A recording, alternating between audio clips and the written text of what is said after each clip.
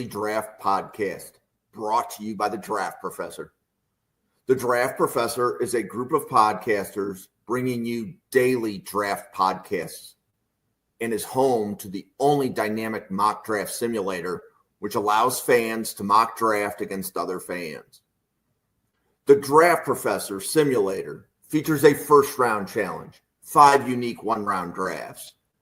The Draft Professor Simulator features a second-round challenge, 10 unique 2-round drafts. All mock drafts are always picking against the fans and draft analysts which use the simulator. Every mock, every pick, every time.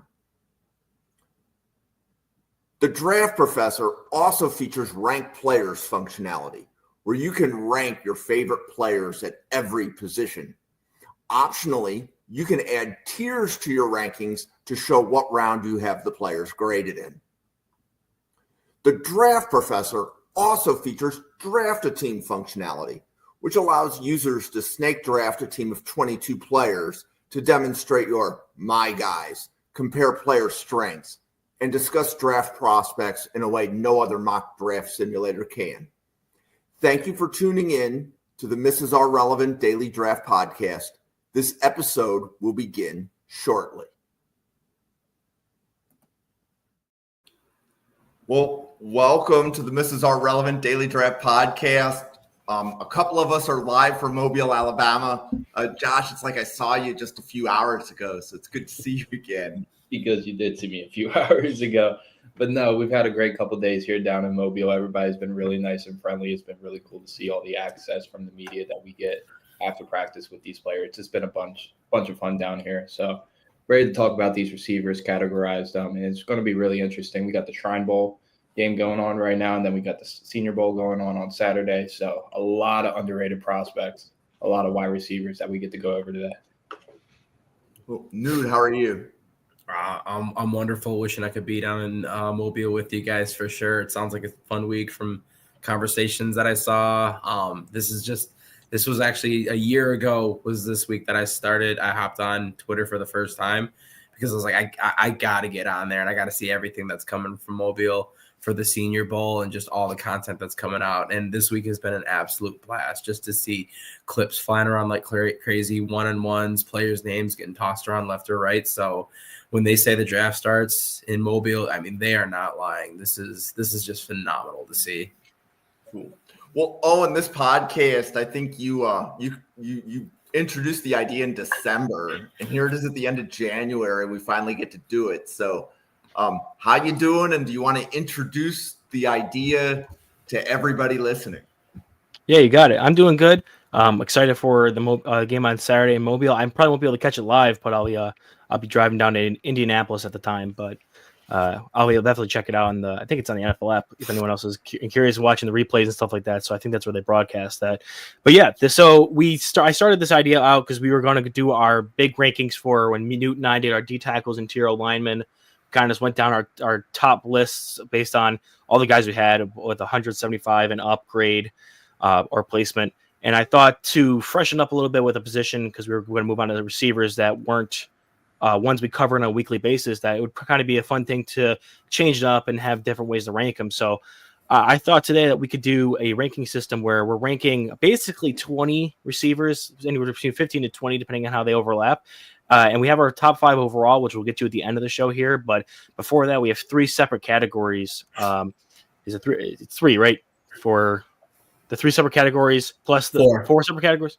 All right. Yep. Even better. 4 separate categories, even more stuff to talk about of wide receivers. So that way we can kind of talk about how these players fit into your offense and not just give you what the best overall players are and have that same conversation. So it's a different way to kind of generate conversations, get different kinds of rankings out there. So we'll have 4 different categories of gadget wide receivers / yards after catch guys, deep threats, slots, and above the rim. And then at the end, we'll bring it all together with our top 5s.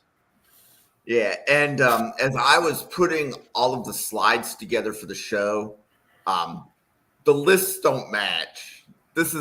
I'm going to just enjoy kind of sitting back and listening to you guys kind of go through your lists. So let me add this, and I am podcasting from one monitor. So if there's comments that come in, I'm not going to see them. So feel free to tell me to come back to the chat. But let me. So if I did this correctly, Newt's list is on the left, Owens is the one in the middle, and Josh's is the list on the right. And this is the list of the above the rim wide receiver. So Owen, you want to take everybody kind of through your list of what above the rim is and the guys that you have in your list and why? Yeah, so above the rim, basically how I look at and describe it is players who are going to win a lot in those contested catch situations, who can play at full extension, get the ball out with just their hands, or reliant upon in those 50-50 situations where you're going to have them be more of those 60-40 or 75-25 kind of players where you're going to want to throw the ball up to them, let them just win with size, ability to extend, leap, get the ball, and pluck it out of the air. So that's kind of what I looked at for when I looked at these players. And for my list, we have T-Mac, Tetairoa, I think it's how you pronounce his first name, McMillan. He's one of the studs of this draft class. Big guy, 6'4", 6'3 plus, super long arms, plays with a lot of length, and you're going to see his name in our top fives, definitely. And you can obviously see he's our number one on all three of our boards here. And then I have to shout out Jim for this one, because when I was getting ready to start watching my wide receiver 2 weeks ago, I had not watched a single wide receiver on my board. And I was just asking for any kind of these guys to look at, and Jim threw out Andrew Armstrong's name from Arkansas. Another guy, 6'4", 6'3 plus, super long, and that's kind of his bread and butter. I don't think he's a complete prospect, especially now when it comes to being a super athlete or having the most crisp routes. But he's going to win when it comes to winning above the rim, using his hands full extent, his bear trap hands. He's able to really, really excel in that one spot. That's why I have him pretty high up on my list. Number 3 is Trey Harris, which is going to be an interesting conversation because he's in a couple different spots, specifically on Newt's board here. And I think he's one of the guys who wins a lot when it comes to boxing out, body positioning, kind of that basketball-esque play when it comes to getting guys in the end zone. So I think that was probably where I slotted them there. There was a couple different places I could have threw Trey Harris, and there's a couple guys on this list here when we get to the other categories where I felt that they fit in multiple different ones. And I was just trying to find the one that I best felt fit them. At number 4, Jaden Higgins. He's one of the guys I absolutely loved watching this. He's another guy, big body, 6'4", around there. And he's someone who is another guy that I think wins outside of just being this ball dominant, above the rim kind of guy. He wins with routes. He can be snappy, has some explosiveness.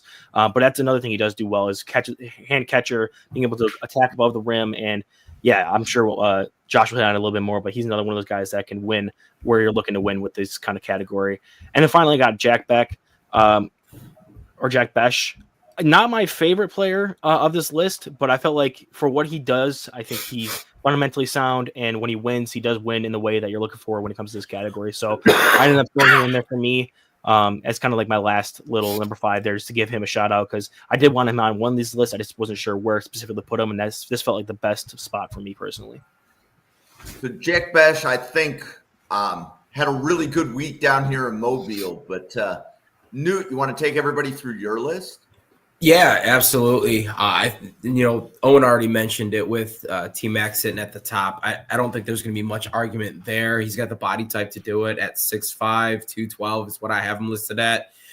One of the big things that I'm looking at here, production isn't king when you come to scouting, but contested catches are going to be really, really big when you take a look at guys that are able to play above the rim. All of these guys, with the exception of one guy I have on here, are going to be pretty much living in that 60% up when you look at contested catch percentage. T-Mac right at that 60% mark. So he's an enormous player. He moves really well, but he can still win it and has the strength to do so at the catch point. I think that he actually could fit in a couple other situations. I was damn near tempted to put him in my deep threat category, but I like this is his bread and butter, and he's going to just be so dominant at this position. There's really no other way to sell it. Jaden Higgins comes in number 2. Jaden Higgins, I'm getting ready to plant a flag on him. I absolutely love him. I'll talk about him probably a couple times throughout this. I know that all 3 of us have him in the above the rim category. I think he's a guy that offers a ton, but with that, he's going to be another guy that as you're taking a look at him, stellar contested catch percentage. He's a guy that did a ton at Iowa State, had a ton of production. And while they made the Big 12 championship, they're not necessarily like a premier program. I know that they were a top-ranked team, but he was able to elevate that program, I think. So Jaden Higgins was going to be, a guy that I think really did a ton to elevate himself and elevate that program. Jack Besh as well. I think Jack Besh is another example of a guy that's pretty sound throughout, but one thing that he does really well is he's going to be strong at the catch point. He's 65% contested catch percentage, an absolute monster. When you just toss the ball up there, he's going to pluck it out. He's a guy that's not going to take the top off of a defense. So like as opposed to T-Mac, he might have to kind of go stride for stride with a guy. He can still be a threat down the field because he can pull the ball out of the air really well. So you love to see that. This is the one I struggle with the most. It's going to be Alec Ayomanor. So this is, if you watch the channel at all, you've heard his name. Bill Sparks is probably the biggest Ayomanor fan in the entire world. I could not leave him off a list. We're going to go through a couple others where I was like, do I put him here? I know Owen's got him on a different list, and he almost tempted me to put him down there. And it was really, really tough to find a home for him. But if I looked at this and I kind of look where I like Ayomanor the best, it's strength at the catch point. I think that he shows a really good job of that. I think he does a ton of things that are really, really good. I know, and I'm just kind of like giving a little bit of a spoiler here. He's not in any of our top 5. Sorry, Bill. But with that, get that out of the way. Bill's going to just log off. He's done with us. But I think that with Ayomanor, and I just want to take a second to highlight this, there are so many things that his game is just built around that are things you love.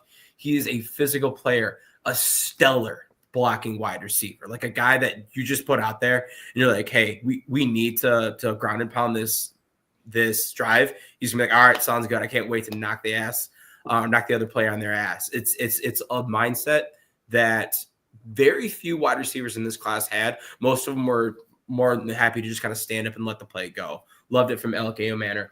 And then Torrey Horton. Torrey Horton's another guy that I really, really like. He had his season cut early due to injury. Unfortunately, the 2023 tape is going to be where you get to see him kind of at his best. And especially that game, if you get a chance to see him against Travis Hunter when they play Colorado in 2023, that's a thing of beauty. There's a lot of different ways that he can be used. He's another guy that's going to be a varied player on these lists. For me, I really like him as a contested catch guy. I think he's going to be one that has the ability to do that because of that strength at the catch point, but he does so many things beyond that. Yards after catch, he's able to move across the middle and make those catches. So there's a lot of different ways that this guy could find himself making a living in the NFL. Cool. And Josh, want to take everybody through your list on the far right? Yeah, we'll start from the bottom and we'll work our way to the top.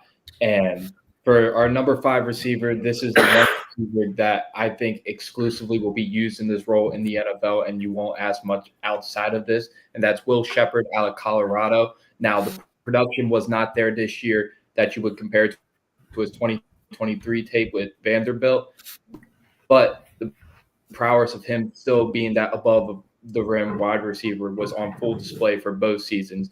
And if you go back to that Vanderbilt tape, you really do see why Will Sheppard will be looked at as one of those guys on the 30 to 35-yard line. If a quarterback is going to take a shot on the 1st and 10 play, you're going to give Will Sheppard the opportunity on the outside as the X receiver. Great frame, able to jump really well, able to box out defenders. You just haven't seen the production compared to the rest of the receivers we're going to be talking about on this list.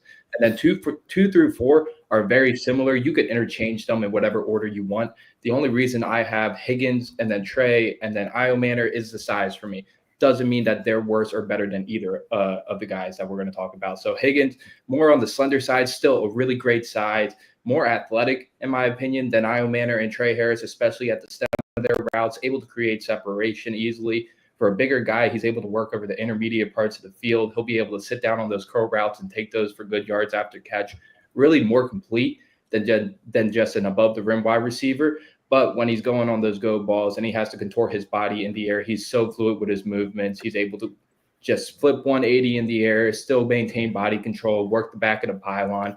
It's really impressive to see, especially for a guy that can win in multiple facets. Trey Harris is just a bully.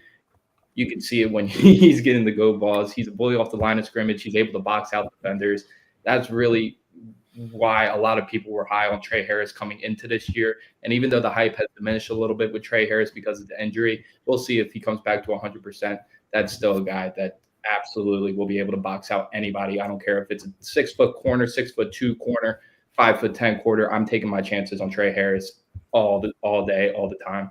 And then Elite Io Manor at number 2, the thing that separates him from Trey Harris and Jaden Higgins is the spectacular catches. He's able to head top people. He's able to jump ball. You saw it against Travis Hunter when he went on that go ball and just absolutely took it above his head. That wasn't a jumping catch, but you'll see against Syracuse this year, able to make an Odell-like contorted catch on a corner route to the pylon. Just examples like that. While he might not show that as much as Trey Harris and Jaden Higgins, the spectacular catches for me put him above Trey Harris and Jaden Higgins. But again, you can interchange 2 through 4. Those guys are very similar, and they'll probably not fall out of the top 64 picks. And then Tetairoa McMillan, obviously number 1. You can knock Tetairoa McMillan on his weaknesses all you want. You don't throw the word elite around loosely. Tetairoa McMillan is elite above the rim. Sticky hands, 6'5" frame. I don't care if he's more slender on that side, can outjump anybody. We all see the viral preseason clips of him online where he's doing one-handed catches between the legs, contorting his body, just absolutely ridiculous stuff, but it translates on film as well. And while people might not preference Tetairoa McMillan because of scheme, where he would fit, he's just a strictly X, you cannot knock that he is an elite above the rim wide receiver. And we've had really good receivers in the past couple of years. I don't know if anybody's as good as Tetairoa McMillan above the rim. So that's why all of us have Tetairoa McMillan number 1 on this list, and you'll see on our top 5 rankings, he'll be on there as well. Yeah. So, Owen, I appreciate the shout out on Andrew Armstrong. I will definitely echo that's Randall Slifer's guy. I will say that. So I had like Pat Bryant sitting as there as like a bonus. I'd love to talk about this guy. I want to just take a second. I had Pat Bryant there. I think Pat Bryant is an awesome receiver. I think he's going to be in the league a long time. He's a guy that does a lot of things really well, but doesn't necessarily stand out in one area, which is why correct me if I'm wrong, but I don't think he's going to make his way onto any of our lists. But I think he's a really, really solid receiver. And I was like, oh, I got to shut him out here. And then I watched Armstrong, and I was like, damn, I like Armstrong better above the rim. And he would have come in number 6 for me. So just to kind of continue that shout out to Randall and kind of him pushing his guy. I really, really did like him. That was the last receiver I watched, and it was a great one to end the group with. Yep. So, okay. So Newt, for the slot receivers, your list is on the left. Do you want to go first and explain your slot list? Yeah, I'm going to take a page out of Josh's book, kind of work from 5 to 1, the slot list. So this is funny because I was thinking of 2 years ago where you've got JSN, Zay Flowers, Jordan Addison, and just this list of guys that cannot crack the 6-foot mark. And I remember like little receiver syndrome. I think Connor Rogers used that phrase on an episode of Draft or Stock Exchange. And this year, and not that you have to be little to play the slot. I'm not saying that at all. But there's obviously, when you're looking at those players that are at the top and you're living at that 5'10", 5'11", there's a correlation there. Man, there's like no one there. Like you do not have small receivers in this draft. And so this was one where I was kind of going back and forth because there were some guys that I liked here, but were more of a gadget player, more of a deep threat. And it was really, really tough. So one guy to that point is Ricky White that I was really waffling between him for a deep threat player and in the slot. And I think I ultimately ended on him being more like in this slot category because number one, the experience, he's taken a third of his snaps from the slot at UNLV. And that's where he's going to be their number 1 receiver. So even there, he's still getting a ton of production from that point. I really liked him for his short area quickness. I loved his ability to move and be a natural hands catcher. And I think as you're moving over the middle and you're getting those quick routes in the slot, that's going to be really, really helpful for that. He does offer that burst downfield. And I think if he can find a way, even splitting cover 2, if you're getting wide guys, he's got an opportunity from the slot to be able to do that. So I definitely see him kind of being able to work a lot of those things. The one thing about him that I hate as a slot player, and almost all of my slot players I look for this, is the guy can't block worth a damn. And he's got to clean that up. If you're going to be a slot receiver to me, you've got to be able to throw that block and do something to set that edge. So that's like the one knock, and it's a bigger knock, and it's really what drops him more to the bottom of this list is going to be strictly because of that.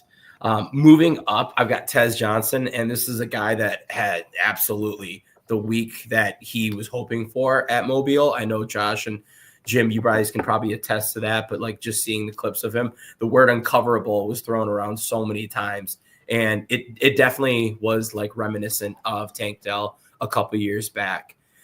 So I love Tez Johnson. He's another guy that he could be like a field stretcher. He's really quick. He's coming in at, what is he, 5'9", 156 or something like that.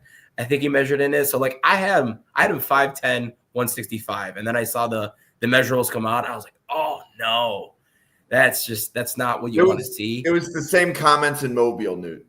Yeah, everybody was like 156. Really, like that was definitely the talk of Sunday and Monday at registration.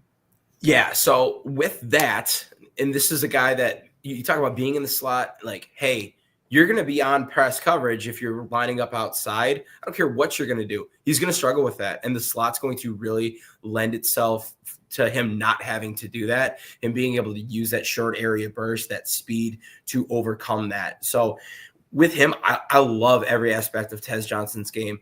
It's just the size is, and 2 years of Tank Dell having season-ending injuries now, it leaves a sour taste in my mouth because it's a guy that I know can be electric, but the fear is the injury. And with Tez Johnson, it's really, really hard for me to not just copy paste that idea there. But I think he's electric out of the slot. I think he's got an opportunity to be a really, really important player to an offense at the next level.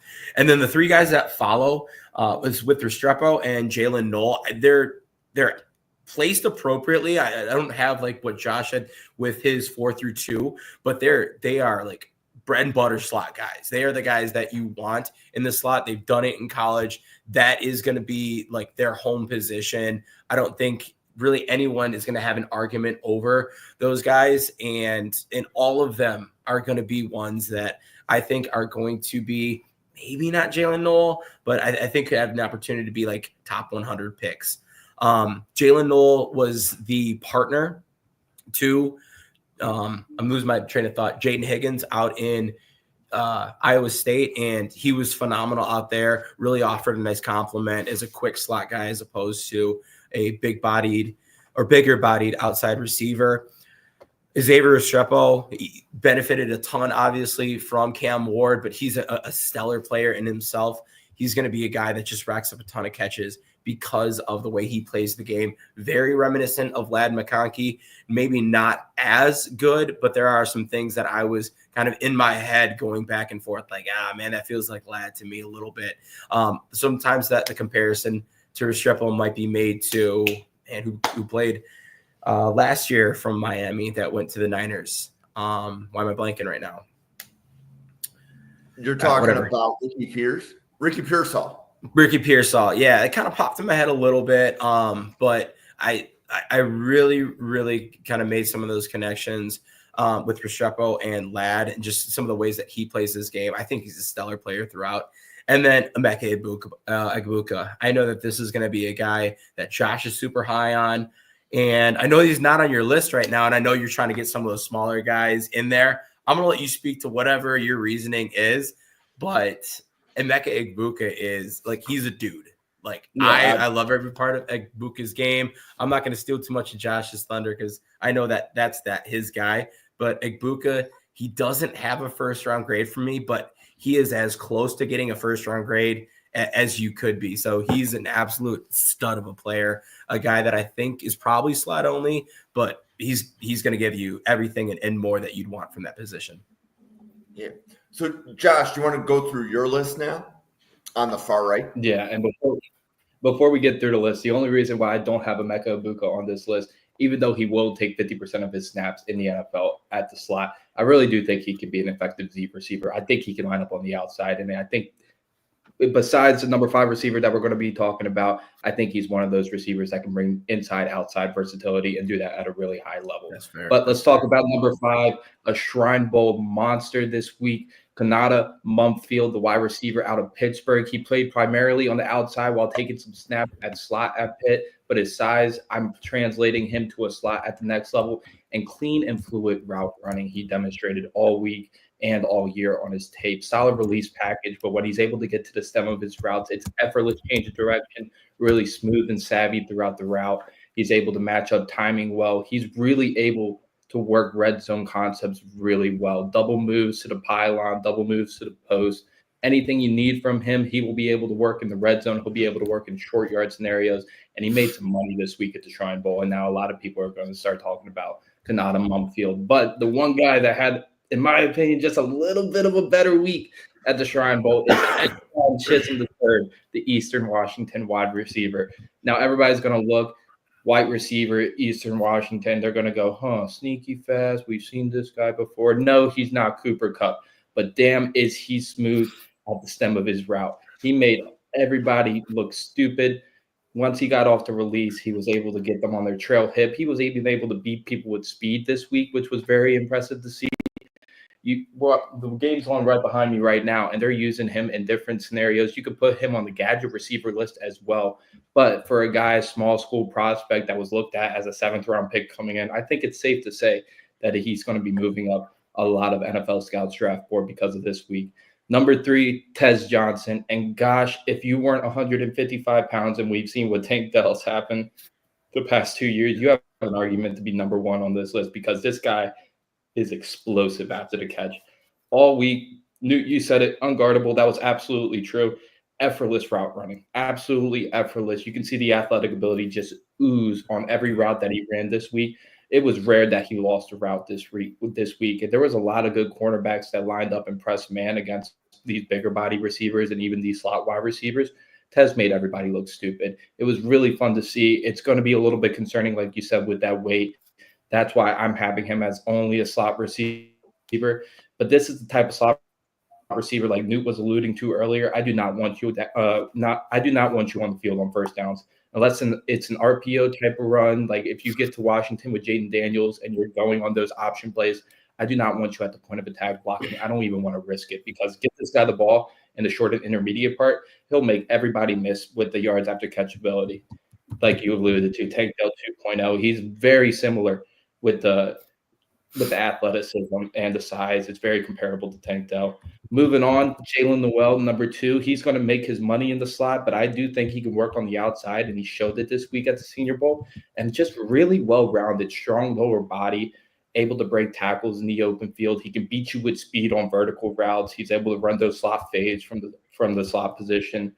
Really a guy that a lot of people haven't been talking about just because of Jaden Higgins, Xavier Restrepo, Tez Johnson. Jalen Wells, not the flashy guy, but he's great production alongside Jaden Higgins this year. And the thing that separates Tez Johnson, Efton Chisholm, Konata Mumpfield from Jalen Noel is just a strong lower body strength. I think he's able to break arm tackles very efficiently, and that will translate to the smaller DBs in the NFL. But the subtleness, the fluentness, his route tree, everything that you want to see out of a slot receiver, Xavier Restrepo is going to bring you. One of those guys that's not going to have much more room to grow in his build and his frame, but already brings you a great floor right now. He can start in the NFL day one. You saw it this year with Miami and Cam Ward. Absolutely marvelous connection.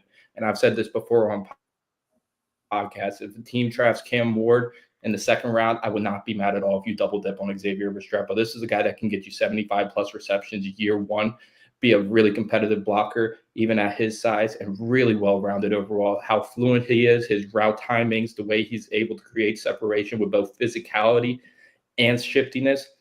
You're not going to see a better pure slot receiver. There's guys that can move from the outside inside like Emeka Egbuka. As a pure slot receiver, Xavier Restrepo is the best in this draft class. Oh, and you want to take us through your slot receiver list in the middle?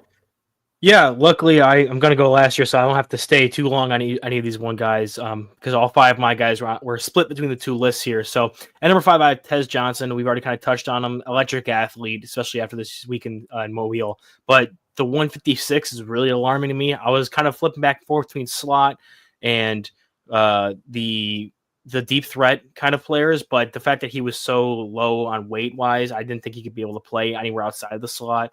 And that's also why I'm kind of lowering him as a prospect, is that I'm worried about how he's going to be able to deal with the physicality. Like, could he be Tank Dell? Sure, but even Tank Dell, as good as he's been in the NFL, has dealt with injury history. And then we also seen guys like Tutu Atwell who struggled to catch up to the NFL, like physicality wise, with that level of weight. So there's really just not kind of a really big precedent. And we even saw guys like Troy Franklin last year, who was around 160, even kind of pushing 170. And he was still drafted pretty later on, even though I thought he was a good receiver prospect, similar to what Tez is like. So, and then this is one guy I watched like an hour before we got on the pod here. This is a last second ad to me, was Efton, is it Chisholm or Kism?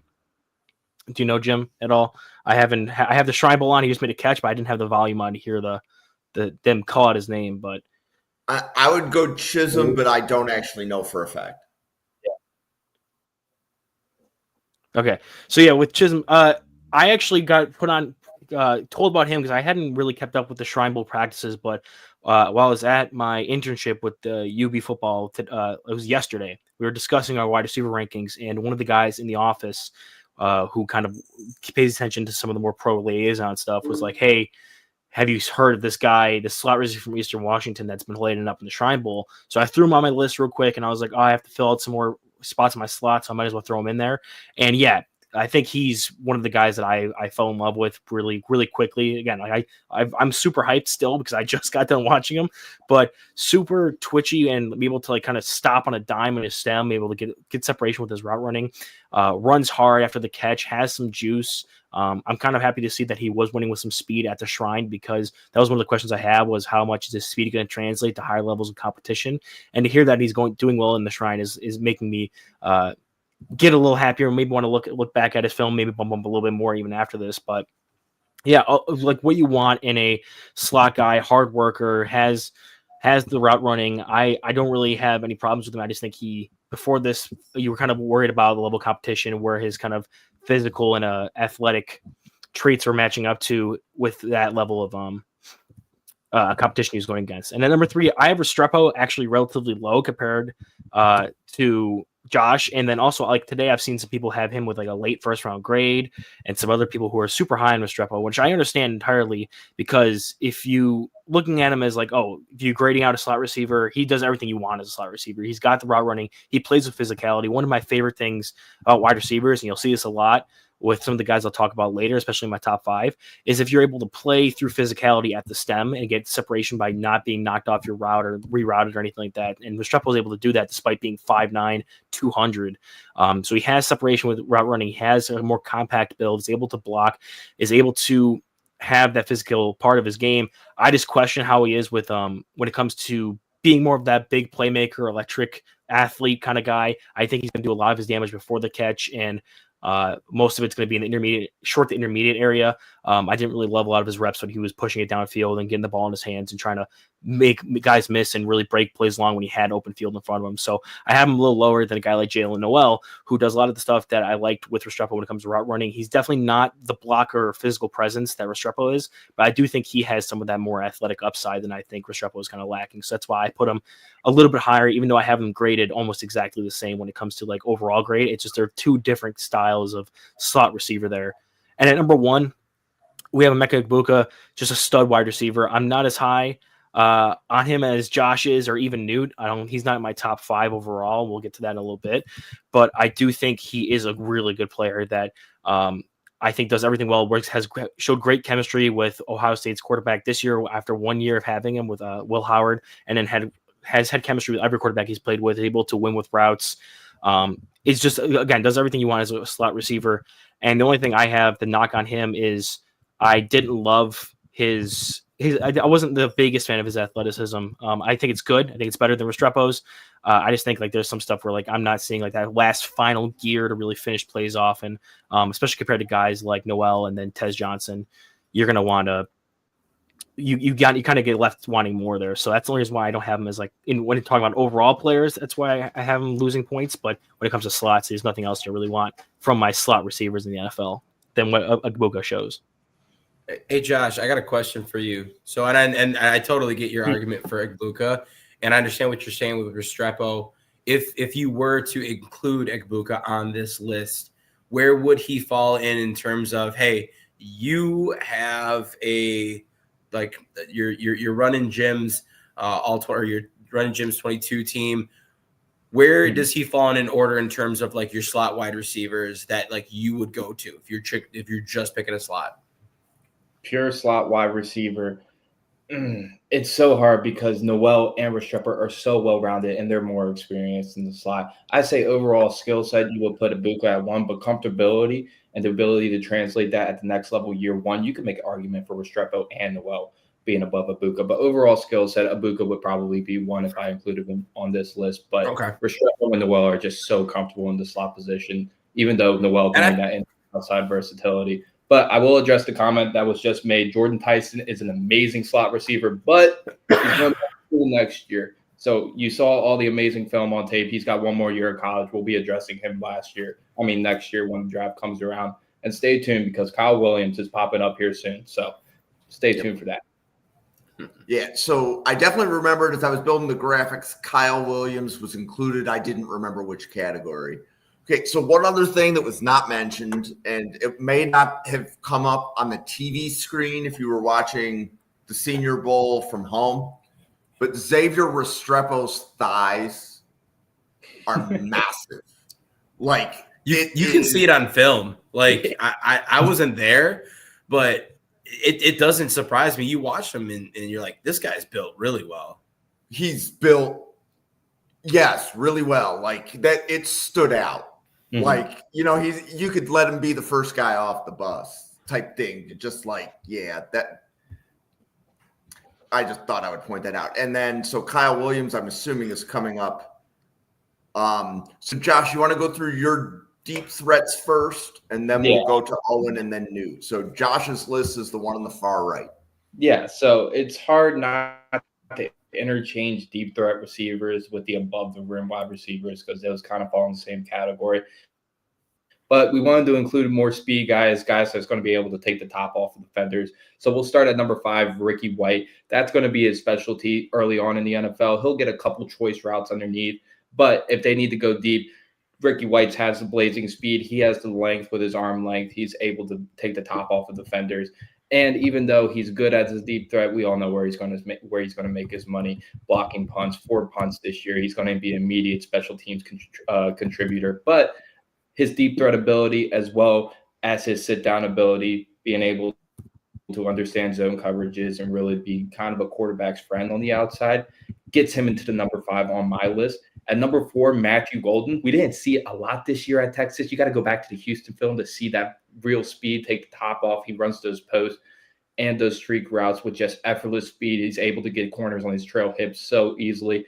But this is a guy that's able to win over the intermediate parts of the field. He has got really good concentration with those deep balls coming over top of him, able to track balls over top of his shoulder for a shorter receiver. Really well-rounded, had amazing back half of this year. Even if you didn't see as many deep threats go to Matthew Golden, he absolutely has that in his bag. And that's something that NFL teams are going to be using more once he gets there. At number 3, you saw him earlier on the list, Torrey Horton, the Colorado State wide receiver. Don't know why he's not at any bowls, at least at the Shrine Bowl getting interviews. I know he's injured. I know he's recovering from that. You're probably not going to see him at the Combine either. But another guy with blazing speeds, able to run those intermediate routes, but really makes his money on those deep threat routes.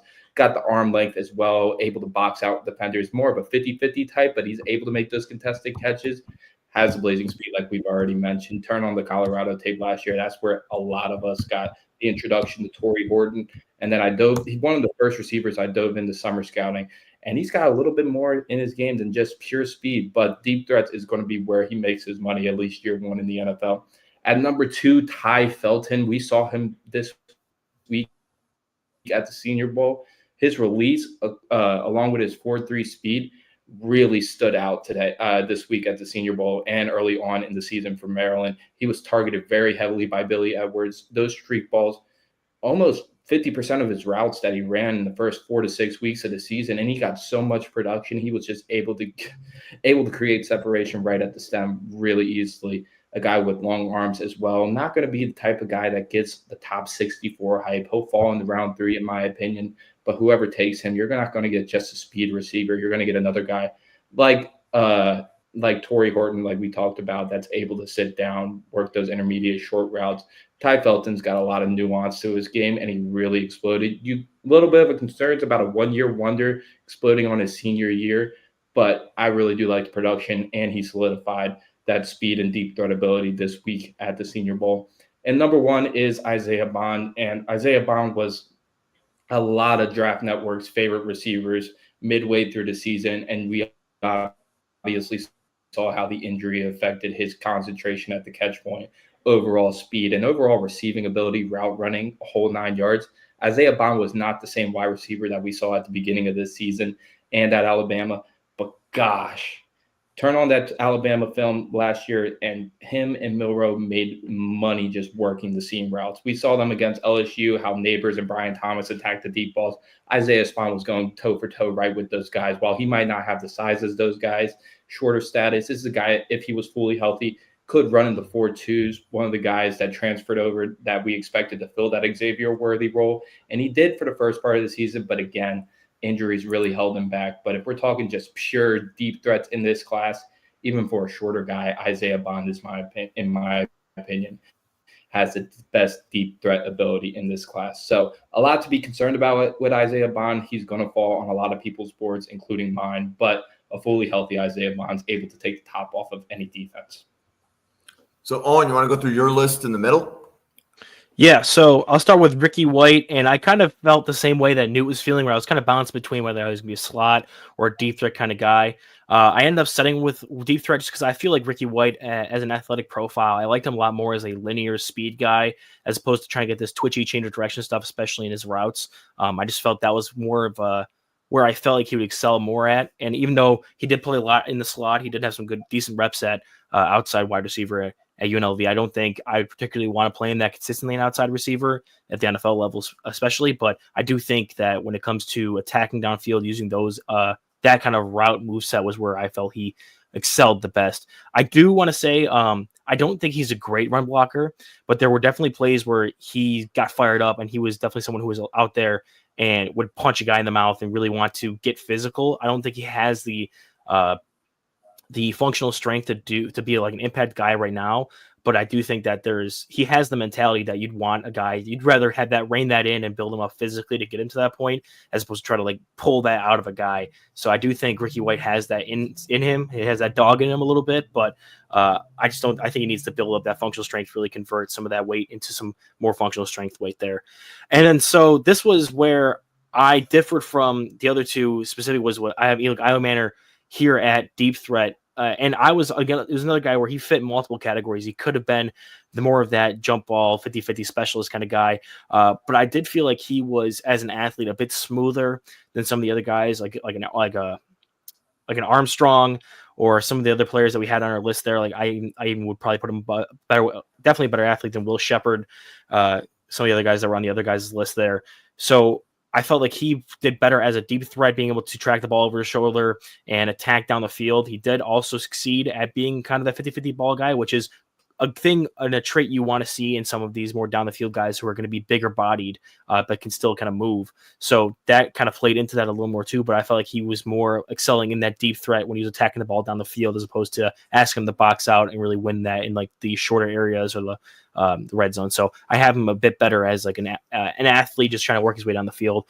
Former track star, Canadian born player, so still relatively new to like this style of football. So I do think he has a lot of upside athletically, as well as developing his game a little bit more. So I do like that there. And number 3, we're going 3 for 3 with guys that I just didn't really know where to put them, and I ended up placing them on this part of the list. Because with Matthew Golden, I am absolutely in love with this guy. I absolutely love how he gets free in separation with route running in his stem. I love his route running, his releases. I think he's able to win with a lot of athleticism, and he can really add some more technical wrinkles to that to win some more.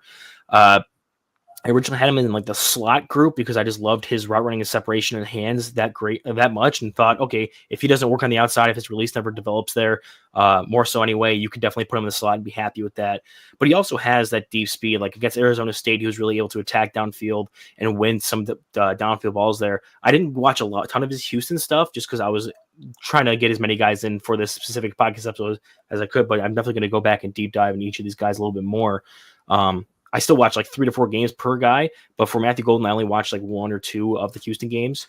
And I never really felt like he was like this game breaker speed wise, not like his teammate Isaiah Bond or even like a guy like Ty Felton, who I'll get to in a second. But I do think that's an element in his game that he will win with. I just think he's a more of an all-around guy and could have fit in a couple different of these categories here. And then we go back to Ty Felton, the Maryland wide receiver. Threw this guy's tape on and immediately was like, okay, he's electric. He's able to win downfield. He's able to stretch the field.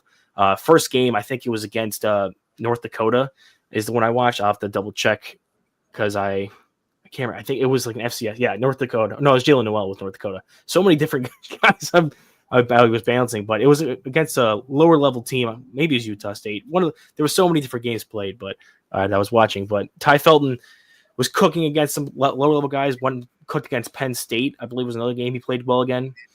I'm just going to stop naming games because now I have all these different players. Because I think now I'm thinking of Tez Johnson. Yeah. But anyway, regardless of who he was playing against, Ty Felton was absolutely rolling, being able to win downfield. Got a lot what Josh touched on. And Isaiah Bond was another guy who was one of the first guys I watched in this class. And we had Brandon here in the chat ask if there's any guys with 4.2 speed. If I had to put money on any one guy in this class to hit that, if he's fully healthy, Isaiah Bond might be that guy. I don't think there's any like home run picks for that, but a guy who could genuinely take the top off, has kind of a lot of these elements that you want to see in a guy who is going to attack downfield when it comes to hands, ball tracking, being able to run routes at full speed and have come with some more looser hips to make guys bite on that. So I do think if you're looking for a guy who can stretch the field, has some game-breaking speed, Isaiah Bond is that guy. We just saw some issues with injuries and not being able to be as consistent throughout the season. So, okay, and Newt, your list on the far left. Yeah, so this is one, I'll say it right now. When we started doing this, Evan Stewart was, I was assuming, coming out, and then he wasn't, and I was like, son of a, like, that was probably going to be my number one. And with that, it's like, okay, so let's start going through some things again. A guy that Josh had already mentioned, Will Sheppard, and I think it's for some similar things that he had mentioned with Torrey Horton and how Owen had talked about Alec Manor, where I don't think he's necessarily going to be a guy that like creates 5 yards of separation down the field, but he is an above the rim type receiver that can win those 50-50 balls down the field. So with him, I think he did a really good job at the Shrine this week, where he helped himself out a ton. And I think that really shows his ability to play maybe outside of that Colorado system, where, you know, we talked about where he didn't have that production necessarily this year. You want to see those elements. I think he can be a field stretcher for you and win down deep and command some legit presence down there. But him and Theo Weiss Jr. are going to kind of fall in their own category. Both of them were guys that it was trying to find these legit targets. And, you know, I compare the slot group to 2 years ago, the deep threat group last year. If you're taking a look at the burners from last year with Brian Thomas Jr. and Xavier Worthy and Troy Franklin, it's like 3 guys I can name, boom, boom, boom, that are just like getting down the field and electric. I think outside of the 3 guys that have been routinely named, and then 4 maybe with Ricky White, since that's kind of been mentioned across the board, it's like it starts to drop out a little bit more. So there's not necessarily that like super, super electric class here. Theo Weiss Jr. is going to be another guy that I think similar mold to Will Sheppard. I think he's a little bit quicker, and he's got the ability to win downfield in some contested catch situations. But both of these guys are going to be day 3 guys that go off the board. They're not necessarily going to be like, oh man, this guy's, you know, we're going to burn the top of every defense, but I think they can win downfield. Going back to the top 3 guys, though, it's going to be the guys that Josh and Owen mentioned. For me, I love Ty Felton. I think he's a really, really solid player. He's one that's got some versatility all around, but I think his best role is stretching a defense. Isaiah Bond is, and Josh already mentioned where, man, the highs are super high, but that injury and kind of the play down the stretch has me a little concerned. There are times you look at the Bama film, you look at the catch he made this year. I want to say it was against Michigan. He goes up over 2 defensive backs. He's about 30 degrees in the air, makes it falling backwards. And it's like, God damn, that's what you want. And on top of that, he's got that legit speed. But it was so inconsistent that it was frustrating. Where I think of all of these guys in this category specifically, even for me, including Matthew Golden, I know that Josh and Owen are a little bit higher on him. But for me, I think Isaiah Bond's got the highest ceiling. But is he going to get there? That's my only issue that's holding me up with him is the regression this year was not where you want to see it. Yes, there was an injury. Truth be told, I really didn't love his productivity early on in a system that you already saw last year with Worthy. You want to see him step in and be that role again. And he wasn't bad, but he wasn't there for me. And then finally, Matthew Golden, I love him. I think he did do a really good job of filling in that. I mean, you're just ripping players from last year, maybe like Adonai Mitchell type role in the Texas system, where he's going to be more than necessarily just your deep threat guy. He can play inside, as was already mentioned, but he's a guy with legit speed. Like, this isn't where I was talking about Theo Weiss Jr. or Will Shepherd. This is a guy that can stretch the field. He's got a lot more that he can bring, but that's going to be the thing that makes other defenses plan around accordingly. It's going to be one where a defensive back's going to play 5 yards off, and they're going to open up those comeback routes. They're going to open up those slants because they have to respect Matthew Golden's speed. On top of that, he's going to be a player that if you give him an opportunity to make a catch, he's going to go up and make it. He had ridiculous production this year, over 60% contested catch percentage, a guy that I think is, for me, steadily moving up my draft board. I don't have him in that top 5 conversation yet, but I totally get the argument for it because I think he is just an absolute freak when it comes to the things that he's been able to do this year with a Texas passing game that hasn't necessarily been the greatest. Cool. So want to pause and talk about a couple things in this category. So the first is Josh and Jake, which normally podcast on Mondays, are working on an episode which players will be overdrafted because of traits, even if they don't have tape to match it. And Isaiah Bond was like one of the first 2 guys mentioned kind of thing. So I want to kind of make that statement, and then I want to ask each of you a question about your list. So Josh, is your deep threat list the same order the players are on your board, or are they in a different order here than they are on your board? So with the exception of Matthew Golden, yes, they're in the same order. But Matthew Golden, I think, in my opinion, can win in so many other ways, which we'll get into. I think his deep threat ability is a plus in his game, but that's not the only way he can win. I think with Isaiah Bond, that's the type of guy, if you're getting Isaiah Bond you got in the back half of the season, we've already been over it. But a healthy Isaiah Bond absolutely can take the top off of any defense. We saw it with Ty Felton this week. Torrey Horton, we've seen it back-to-back years now, even before the injury. And then Ricky White, a recent watch for me, even though he's going to be a special team demon, that's an asset he'll bring right away day one, even if he's not a starting caliber receiver. So besides Matthew Golden on my list, yes, these are in the order where I have them ranked. And Owen, how about you? Are the receivers in your middle list there? Are they you're listing them as their ability to be a deep threat, or is that the same order they are on your big board? No, so these are guys that I have listed as if I like. It's more of a. I didn't have a specific grade to go off of as like, oh, this guy has a higher grade as a deep threat than the other one, just because that's not really how I do my grading system, which we'll talk about eventually when we do our episode on grading systems here.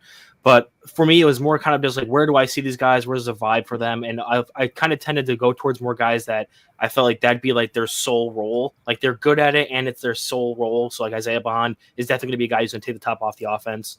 Whereas like a guy like Matthew Golden and Eli Ironmaner, I feel like those guys can eventually develop into something more past that. And I have more confidence they can develop more of a game or already have more of a game past that, but they excel at doing that as well. So like, for example, Ricky White's in the right spot where he'd be the lowest of the 5 guys. But Matthew Golden, I have a first-round grade on. He's not lower than Isaiah Bond, Ty Felton. Same with Iron Manor. He'd probably be number 2 grade-wise on this list, but he's number 4 on the overall list itself. Okay. And Newt, how about you? Are your players on the deep threat list listed in the same order they are on your board? For this one, yeah, they are. So, and it's this is the only one that falls that way, weirdly enough. But this is kind of where I go back to like the Evan Stewart conversation. And just, bringing his name up, like I'm not a huge Evan Stewart fan. I'm excited he's going back because I think it's a really smart move. But I don't think that Evan Stewart did a lot outside of run really fast down the field. And he was going to be my number 1. Like, and if he was in the draft, he would still be my number 1 because I think he does it so well. But once he left, and I ended up throwing Ricky White over to the slot. Yeah, I still think Ricky White, if I were to pop him, he'd come in number 4 and it would follow my board. So this one does for me just because of I guess like the lack of alignment for me, a deep threat guy that can help open up other things. And I mentioned it already with Golden, how that deep threat ability opens up other parts of his game. And I think that that's going to be a big element. But yeah, this one does fall with my board. Yeah. And I was simply asking that for clarity because as we're getting more people watching the podcast, I'm hoping that we're setting the stage right, that we're labeling the receivers based upon the bucket, and this is the deep threat bucket, as to if your team needs a deep threat, these are names that you would possibly consider. And, there's no round grades or anything like that on these graphics. It's just a list of players as the 3 of you see them. So, that's probably a really good setup for our next category, because I think we're going to have a guy that we're all talking about at the top that is not going to necessarily be where we'd rank him against the others. Yep. So, Owen, do you want to introduce what a gadget wide receiver is, and then explain your list in the middle? Yeah, so this is kind of the category I wanted to add in here. We were setting up these areas. We had the 3 that we've already covered, and I wanted to throw one more in here just to add another couple guys to talk about. And there were some players especially that I felt like didn't really fit really cleanly into one or the other, and not just because I felt like they fit in multiple of them, just because I didn't really feel like they fit cleanly into one all-encompassing wise. And that's kind of the gadget wide receivers. These are the guys that you'll see have deficiencies as straight up wide receivers, and we'll talk about some of the guys here in a little bit that maybe aren't fully complete as a player there, or aren't fitting with the kind of types of wide receivers we talked about previously. But you want to get the ball in their hands. They're electric after the catch. These are just great athletes that can know how to win, whether that's with the ball in their hands or on like crossers, stuff like that, or as returners, just players that can go out there and get production, produce, and be someone that you want to have on your offense, but don't really have a set position. They're not an X receiver. They're not a Z. They're not a slot or anything like that. Like you don't really know where to place these guys at once, and that's kind of where I define the term wide receiver, gadget wide receiver / yards after catch guys at. So to start my list off, and this is kind of one of the ones that I think we teased this. Was it the last week in the Thursday podcast, Newt, or was it last week in the Friday mock draft that you had seen? I had thrown Torrey Horton on the gadget wide receivers list, and it was kind of the catalyst of being like, okay, super excited to talk about this. And we've seen Torrey Horton on. Yep. Now I think this is his 3rd different placement in these graphics. Originally, Newt had him as the above the rim guy. Josh had him in his down the field. Now I have him as the gadget, and I was kind of disappointed watching Torrey Horton. I'm not going to lie. I was a Dallin Holker fan last year, and while watching his film, Torrey Horton was a guy who kind of popped for me. Not really watching his every snap to snap, down to down thing, but just seeing the flashes of plays he would put up, and I was like, okay, that's a guy I definitely have to keep tabs on. And then watching him this year and a little bit of last year's stuff, I went back and watched the games that I had watched for Holker to see where I saw those flashes and see what was going on around him in those games. And then now watching his current stuff this year before the injury, I'm definitely lower on him than I thought I would be, but I don't think he's a bad player per se. I do agree that he has a good catch radius. He's got that good size, can win above the rim, and he has speed in it. He was used as a returner. They used him a lot in the screen game, just trying to get the ball in his hands. So I do think he has some versatility there, and that's where I kind of felt he would go with the gadget stuff. I originally thought maybe putting him in the slot category as like a big slot receiver, trying to get the ball to him down the field, over the middle, where he can go up and get it, or incorporate him in some of the shorter stuff, let him work after the catch. I just didn't really. I feel like he can do those things. I just didn't love him at either spot, and I didn't really love stuff like his hands. His route running was decent for me, but I wasn't absolutely in love with it. It was just a lot of things that I thought were good, not great, or that I just wasn't like super plussed about. So I felt, for me personally, Torrey Horton is a good player, but coming into the league, I don't know where he's going to slot in right away. He's probably going to be a guy that I'm going to look at the draft, and he probably won't be a major contributor on my offense in year one, but I'll have him contribute either as a returner. He'd be a wide receiver 4, come in and get either some gimmick plays, or if we're going with a big set, he's just going to be a guy who can fill a lot of hats, but I don't think he's not really a master of one kind of thing. He's just a guy that I think can do a lot of different things, but at a decent level. That's why I have him here as opposed to some of the other categories. Now, number 4, Travis Hunter. This is kind of a guy that doesn't really need introduction. Cornerback, wide receiver hybrid guy. Is able to win a lot as a wide receiver because he understands how corners work. He has some great athleticism, just an absolute freak. You could have put him in any of these categories, and I think we'd all have been accepted it and been fine with it. He's a freak when it comes to high pointing the ball, contorting his body, being able to bring those in. And I really just put him here because I think he can do all of that at such a high level that you could put him anywhere and he'll succeed. And you just want to kind of get the ball in the hands of this guy. So it's kind of the opposite of Torrey Horton, where I felt like he did everything at a kind of a flat line level with some bumps or highs here. Whereas Travis Hunter, everything's just like all the way up here, and you just get him involved however you can. Number 3 for me, Jalen Royals, is another guy that I think is going to work best when it comes to coming in, being that gimmick touch guy. He ran a lot of screens, a lot of short hitch routes, just trying to get the ball in his hands on offense to be able to get him upfield and use that speed to really attack with running for the catch. I think he's probably one of the guys in this list that has like the most like running back qualities about him with the ball in his hands. There was a play against, I think it was against Boise State, where he catches the ball. He's able to, out of the slot, fake out the slot corner who's giving him kind of that inside leverage because he knows he has single high safety help. He comes off of a slant, gets the ball, has great contact balance. The corner just falls off him when he tries to tackle him. And then he's one-on-one with the single high safety, has this like beautiful little juke move and a phone booth, makes the guy absolutely whiff, and he's off to the races for like a 60-yard touchdown. So it's like stuff like that I really think he's going to excel at. I don't know, as a true wide receiver, he's going to be able to affect the game as much right away, but I do think that's where he's going to make his money right away in the NFL. So that's why I have him in this list. Number 2, Luther Burden, another guy who's just a stud wide receiver in this class. Probably didn't have the season that everyone thought he would after last year. But I do think as a high-level athlete, being able to come in, do work with the ball in his hands after the catch. I don't hate anything he does before the catch when it comes to route running, being able to set up his release. He was shown able to play a little bit on the outside as well as in the slot. So I do think he's an overall just good receiver, but I love him best when it comes to with the ball in his hands. So he fits more of that part of the category where it's yards after catch as opposed to just like gadget doesn't really have a role on offense. And then number 1, I'm probably more low on Savion Williams than most people are, which is weird because he's number 1 on my list here. But I think it's just because he defines this category more than any other player we've talked about so far. I comped him, and this is going to be a weird comp because it's like a certain phase of a player's career as opposed to the player as a whole in the NFL. But like that phase of Cordero Patterson's career where he was trying to be a wide receiver from Minnesota, didn't truly become a running back yet for like the Patriots or the Bears, where I see him. I don't really love how he wins when it comes to route running or releases. He had some bad drops on film, and I really liked more so when they were able to get him incorporated on the short screens. He was a wildcat quarterback for them a ton, and he really had some great plays where he had showed vision to be able to cut and move, but he's also 6'5" and can like go up and get the ball on occasion. So he's someone who has the athleticism, has the ability to win with the ball in his hands despite his size.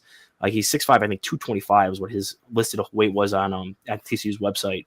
And is able to show all that stuff and be kind of this rare athletic blend of it. But I don't think he's anywhere near a complete wide receiver right now. I think he's kind of this wide receiver running back hybrid. And the one thing that really disappointed me about Savion was that they gave him like no opportunities as a returner. Like I thought somebody with that level of build and athletic ability and ability with the ball in his hands was going to be someone who could come out there and contribute on like kick returns, kind of like a Cordero Patterson early in his career. And they just never really gave him that opportunity. So I'd hope to see maybe he can put more of that on film when he gets to the NFL. It kind of will try down the preseason beforehand.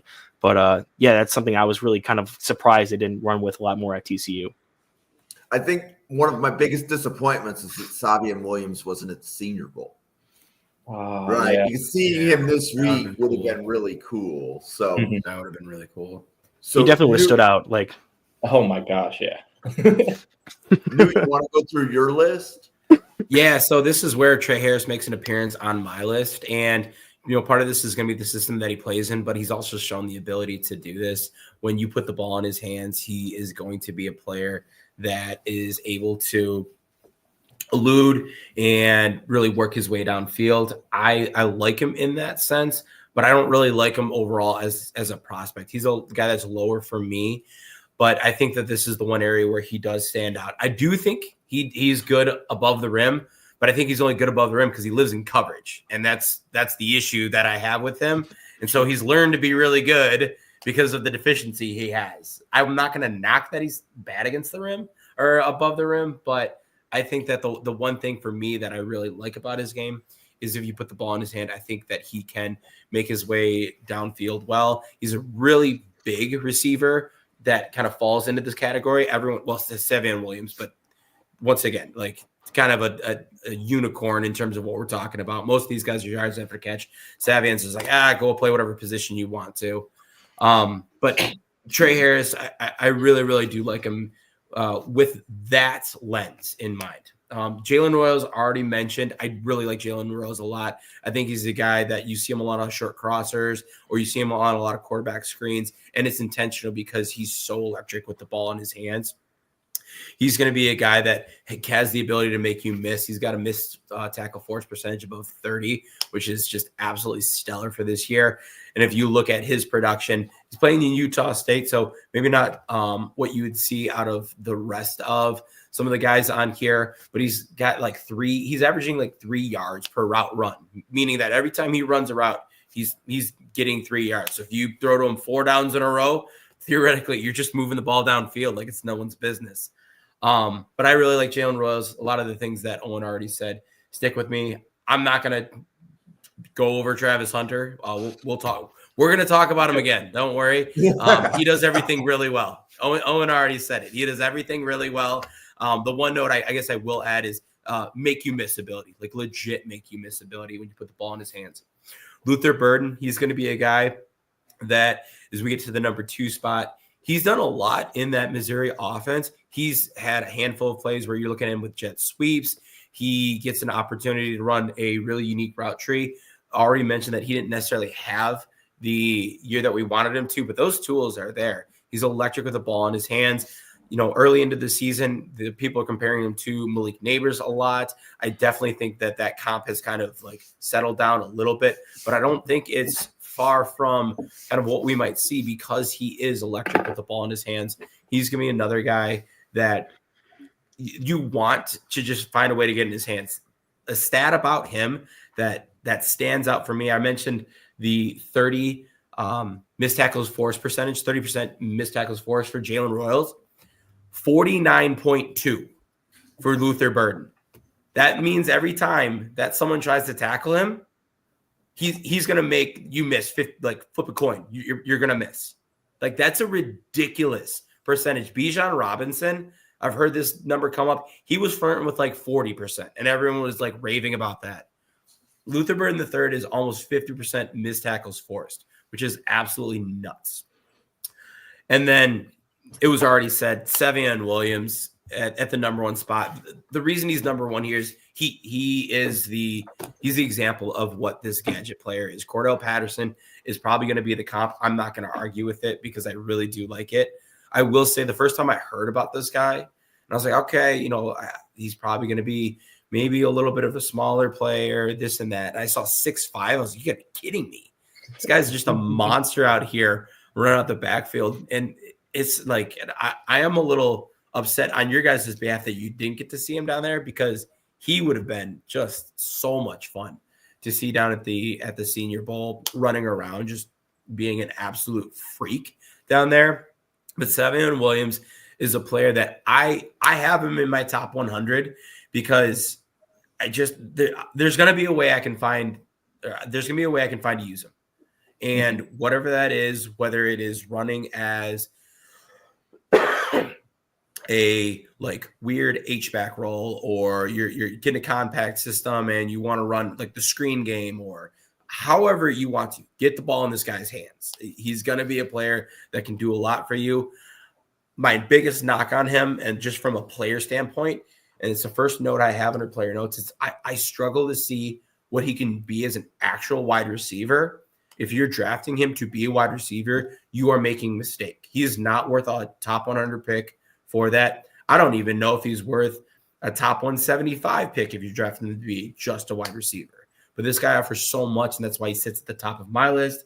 He sits at the top of Owen's list, and he's number 2 on Josh's list. So that's why I have him here. I think he is just the player that shows this, but that's going to be because you can use him in so many different ways. Yep. So Josh, before you do your list, so it's funny, right? So I asked Josh in Mobile, like, do you want to go to dinner? And he's like, nah, he's doing whatever. But what are you doing tonight? And I'm like, well, I'm hosting a podcast. Do you want to hop on? And you're able to put this list together. I'm curious, did you understand the definition of gadget the way that Newt and Owen explained it? And then feel free to explain your list. So yeah, no, absolutely. Gadget wide receivers, in my opinion, are guys that can do many different things at the receiver position. I interpret it a little bit different. The only reason is there's so much pre-snap motion in the NFL compared to college offenses. And I think these 5 guys on this list are going to be able to fill that role as kind of like a zone coverage reader, man coverage reader, be able to move at the line of scrimmage, move him across from the left to right, move him from a 2x2 to a 3x1, move him to the backfield. Really alignment versatility and being able to win in multiple facets puts these guys on my list for me, with the exception of number 5, Jimmy Horn Jr. Now, this guy is not going to be able to win with physicality at all. This guy's not going to have the cleanest of crisp routes. He's not going to be able to release that well off the line of scrimmage. But boy, when I tell you this guy has speed for days, this guy has speed for days. Get this guy his hands on the ball, on the screen game, in the backfield, get him really quick throws, and let this guy go to work. He'll be able to his stop-start ability is probably the best in this draft class. And for a receiver that has so many deficiencies, he's absolutely going to find a way to get his hands on the ball at least a couple times early on in the season. And then we'll see if his ball carrier will allow him to be that yard after catch threat he has. This is a guy that has so much potential in his game, hasn't fulfilled it yet, but absolutely can provide values as a returner day one. And just get this guy the ball and let him create some magic in the open field. He's shown it at the Shrine this week that when he's able to get to the stem of his route, the stop-start ability is just really astonishing for a guy that was a number 3 option for Colorado's offense. So not really being talked about, and he'll get pushed down because it is Colorado. But God, get the ball in this guy's hands. You'll see the stop-start ability. Trust me. At least once this year, you'll see the stop-start ability. At number 4, Jalen Royals. He was initially on my list at number 4. Newt and Owen already covered him. So we're going to talk about another guy that I switched at the last minute, and Kyle Williams, the Washington State wide receiver, who's been a late riser and has been a real good standout here at the Senior Bowl. This is a guy that's able to line up on the outside, line up on the inside. He can win on those short intermediate routes, good route timing, really good tempo off the release of his routes. But this is a guy I cannot get out of my head. Get him in Washington with Cliff Kingsbury. Let Jaden Daniels run those RPOs. Get him in the Zacchaeus role and just let him go to work. He's so shifty. He's really elusive, really controlled in his athletic ability. Won't be able to break the arm tackles, but the agility is really astonishing. He's going to be able to line up as an X if you need him to. Really comfortable as a Z. Can project him really easily to the slot. Wins on those short to intermediate. Not going to be the deep ball threat that you expect compared to a lot of these guys. But Kyle Williams has absolutely made a name for himself late on this draft process, and it's been really good in the Senior Bowl these past couple of days at practice. At number 3, he could fit in a bunch of other categories, but I wanted to put Jack Bech in the gadget wide receiver role. This is a guy that's not going to be able to be the explosive yards after catch guy, but he's really physical, and he's going to be able to break those arm tackles. He's going to be able to make those concentration catches.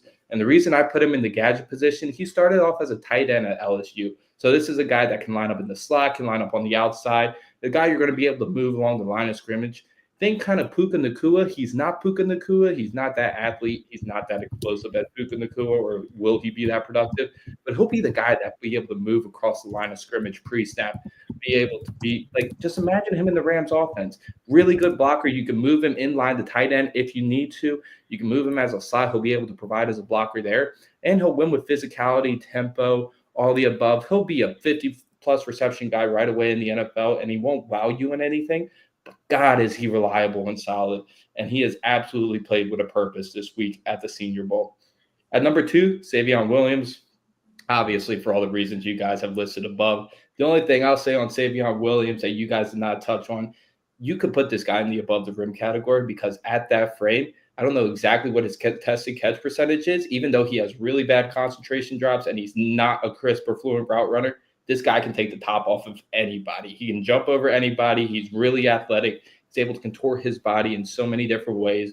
We obviously know he can play running back. He can play wildcat quarterback. He can line up as a slot. He can line up at all 3 wide receiver positions. And at 6'5", that frame, it's really unique to see that. That just goes to attest that athletic ability. And I'll touch on the thing of not having him return kicks for TCU. I think the only reason that they did that in the back of my head is because they asked him to do so much on the offensive side of the ball. I think they kind of just wanted to limit him, let him prove his worth on that side of the ball. And that's why you still haven't seen him be that technical of a route runner and be a true wide receiver, is because TCU lined him up and asked him to do so many things. And I think that's really impressed for me, his mental processing and being able to take a lot of that on his plate. That will translate to the NFL right away. And then, hey, Josh, let me pop in real quick, because I was going to mention this, and I'm glad you brought it up. His contested catch percentage is 88.9%. It's I couldn't find a place, and I'm glad you brought it up. It doesn't make any sense, but it's so awesome. If he just could improve on the concentration drops and just overall receiving ability, being able to run routes crisp and fluently, ceiling's really unlimited with this guy. I could absolutely see a team that takes this guy as a luxury player, develop him for a couple years. Gosh, watch out. And then absolutely Luther Burden, number 1. You can flip-flop Savion and Luther.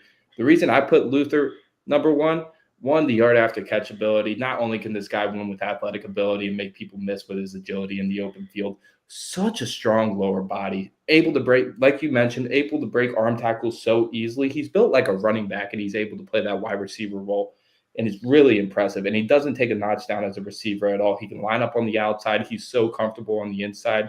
And another one of those guys, the way I interpret it, you're going to be able to move around the formation pre-snap. You're going to be able to move him side to side, back of the line of scrimmage. You can run him on those jet sweeps. You can run him on those end arounds, give those play fakes to him. Really a guy that defenses are going to have to hone their eyes on, because if the defense doesn't keep their eyes on him, his athletic ability, he's able to just really take over a game with his explosiveness, his traits. Really interesting wide receiver. And we'll go over him a little bit more once we get into the top 5. But Kyle Williams, Jimmy Horn, a couple guys I wanted to mention, but absolutely Luther Burden, Savion Williams really establish what a gadget yards after catch wide receiver are. Cool. So before we go into the top 5, let's do a quick commercial. So Owen, you want to introduce yourself, tell everybody who you are, how they can find you? Yeah, so I'm Owen. I run the Weekly Huddle YouTube channel, which I'm live streaming this actual same live stream. We're kind of doing a joint live stream right now over the channel. It's kind of all the activity I've got going on over there as of recently, but I do eventually plan on making my post. I say this every week when they say do the introduction, but it feels like I've been saying for like 2-3 months, but it'll happen eventually, I promise. But other than that, I'm pretty active on Twitter. I'm also currently an intern with the University of Buffalo for their football scouting department. So I have another professional Twitter over there. it's kind of just a lot of stuff that I'm working on getting this whole draft process through.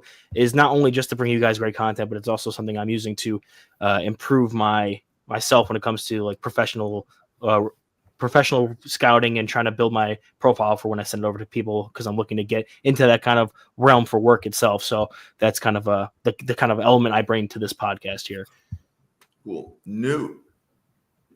Yeah. So really similar. You can find me over on Twitter at NFL Draft _Weston. I've been, as of late, kind of posting my early position rankings. The wide receiver episode is here. That one will be going up either today or tomorrow. It's been a lot of fun. I've been talking with a lot of people on where they have different players at. I think I've put tight ends, running backs, and our offensive and defensive interiors up as of right now. And that's going to be some of the things that I've been posting. Most of everything, though, is going to be right here Thursday nights, 8 p.m. or I guess 9 p.m. Eastern time. This has been probably the best way that I've been able to engage and talk about a lot of the things that come with the draft. And now that draft season is like really, really in full gear, this is going to be where you can find me. I also run zerotechdraft.com. That's going to be where I post mock drafts, post my big board that is going to get refreshed very quickly, as well as scouting reports and other draft-related articles. Cool. And Josh. You guys know where to find me on Twitter at juice_T23. Scouts Eye View will be absolutely bringing you content here in the short future. We had a bunch of us down here at the Senior Bowl getting a live look at the practices. And instead of shedding the light on me, really want to hone in on this. Please absolutely show some love to Weekly Huddle, ZeroTechDraft.com, NFL Draft Western, and NFL Draft Fanatic with Jim. These guys bring absolutely great content to you. Jim was over here interviewing players yesterday at Media Day, did an absolutely stellar job. Nuke puts his heart into all of his review scouting reports, gives great insight, gives great film to back it up, and he gives his ratings on his own website. The effort alone on top of the job he already has. Just give him a follow. Please do so. And Owen on his own, making time to do this while still balancing his recruiting assistant job at Buffalo, just goes to attest how much effort we actually put into this. So obviously you're going to get outlets like PFF and other NFL Draft Network, other outlets that are going to bring you draft content. But for guys that absolutely do this for the love of the game and for the passion of the game, you're not going to get more true and honest scouting reports on these guys from authentic guys that just love ball. So absolutely show love to all of us and everybody here at the NFL Draft Fanatic. You really don't find better content than here. Cool. So my name's Jim. I run Draft Professor. It's a network of 31 podcasters who just bring daily draft content. So normally you'll see Josh on Mondays, and then we have a different podcast on Tuesday, different one on Wednesday. You'll see Newton Owen here every Thursday. Last Friday, Owen hosted a 32 GM mock draft. And he basically called out every pick and let you know what he thought of every single pick for the first 3 rounds. So Newt will be in that role a week from tomorrow. And we are running. Excited. It's gonna be a good time. Go ahead, Newt. I didn't hear what you said. I'm excited. I logged in, saw Owen and Bill chatting it up. Logged in right when they were talking about my boy Kandra, and I was like, "This is perfect. Sign me up for this." So Newt will be hosting a 32 GM mock draft a week from tomorrow, which would be February 7th. We are having a 32 GM mock tomorrow. There are still teams left. And that's going to be hosted by Bill, Anthony, and Randall. And the primary reason why I'm not going to be hosting is because I'm going to be driving back to Ohio from Mobile. So anyways, channel has daily draft content, and I'm humbled by the efforts of the 3 of you and everybody else that is, basically making their 1 day a week contribution. But if you have 33 people doing it 1 day a week, you get some really good content. And I have to compliment you. I didn't know what you were really referring to when you were explaining the wide receiver episode, but I thought this has turned out really well. We're not quite done. We're about to go through the overalls, but I want to just give you a shout out. I think this was a really good idea. So I appreciate that. Thank you. And we'll be running it back for corners in 2 weeks from now. Yep. So here are the overalls, and I'm doing a quick stare to see. So is Josh the only one with Golden in the top 5? No. Okay. Oh, no. Owen has him there too. I'm the only weird one without Golden in the top 5. Yeah, I'm trying to figure out the player that you have that's different. But I guess the best way to do this, Josh, why don't you do your list? Then Owen, well, actually, Josh, why don't you do your number 5, and then we'll go to Owen's 5, and then to Newt's 5. And if somebody's already covered the player, feel free to go to your next guy. Okay. Yeah, sure. Sounds good. So number 5 for me, and this has recently been updated. This has interchanged a lot throughout this process, but Matthew Golden has been one of my more recent watches, and boy, have I been impressed. Probably one of the wide receivers that has raised his stock the most in the back half of this season. Just turn on the last couple games for Texas in college football. This guy, for his size, absolutely awesome in contested catches situations. Now, not the type of guy that's going to be able to out-jump defenders, but I'm talking about concentration catches. With defenders draped on him on outbreakers, in-breakers, just absolutely covered him. Even when you think he's covered, he's not. Good ball placements. He'll make any type of concentration catch, whether it's with one hand, 2 hands, late hands, outside of his frame. Really impressive for a guy his size. He has the speed, obviously, like we've already mentioned. This is a guy that's able to win on 3 levels of the field, short, intermediate, and deep. But for me, this is the guy with the best release package in all of the wide receivers in this class. Absolutely can win with multiple releases. Diamonds releases, 1, 2, quick steps. Absolutely got to get out of there. So much versatility, and that has been the one thing that he's improved on from Houston going into Texas. And that has absolutely raised his level of play, his production. And he was really the reason why Texas got into the position they did late into the season and was able to come back against Arizona State and compete in the rest of their college football games. So even though this is a guy that doesn't have the size profile you're absolutely looking for in a top 5 wide receiver, don't underestimate the little nuances that he brings to the table. He is really fundamentally sound.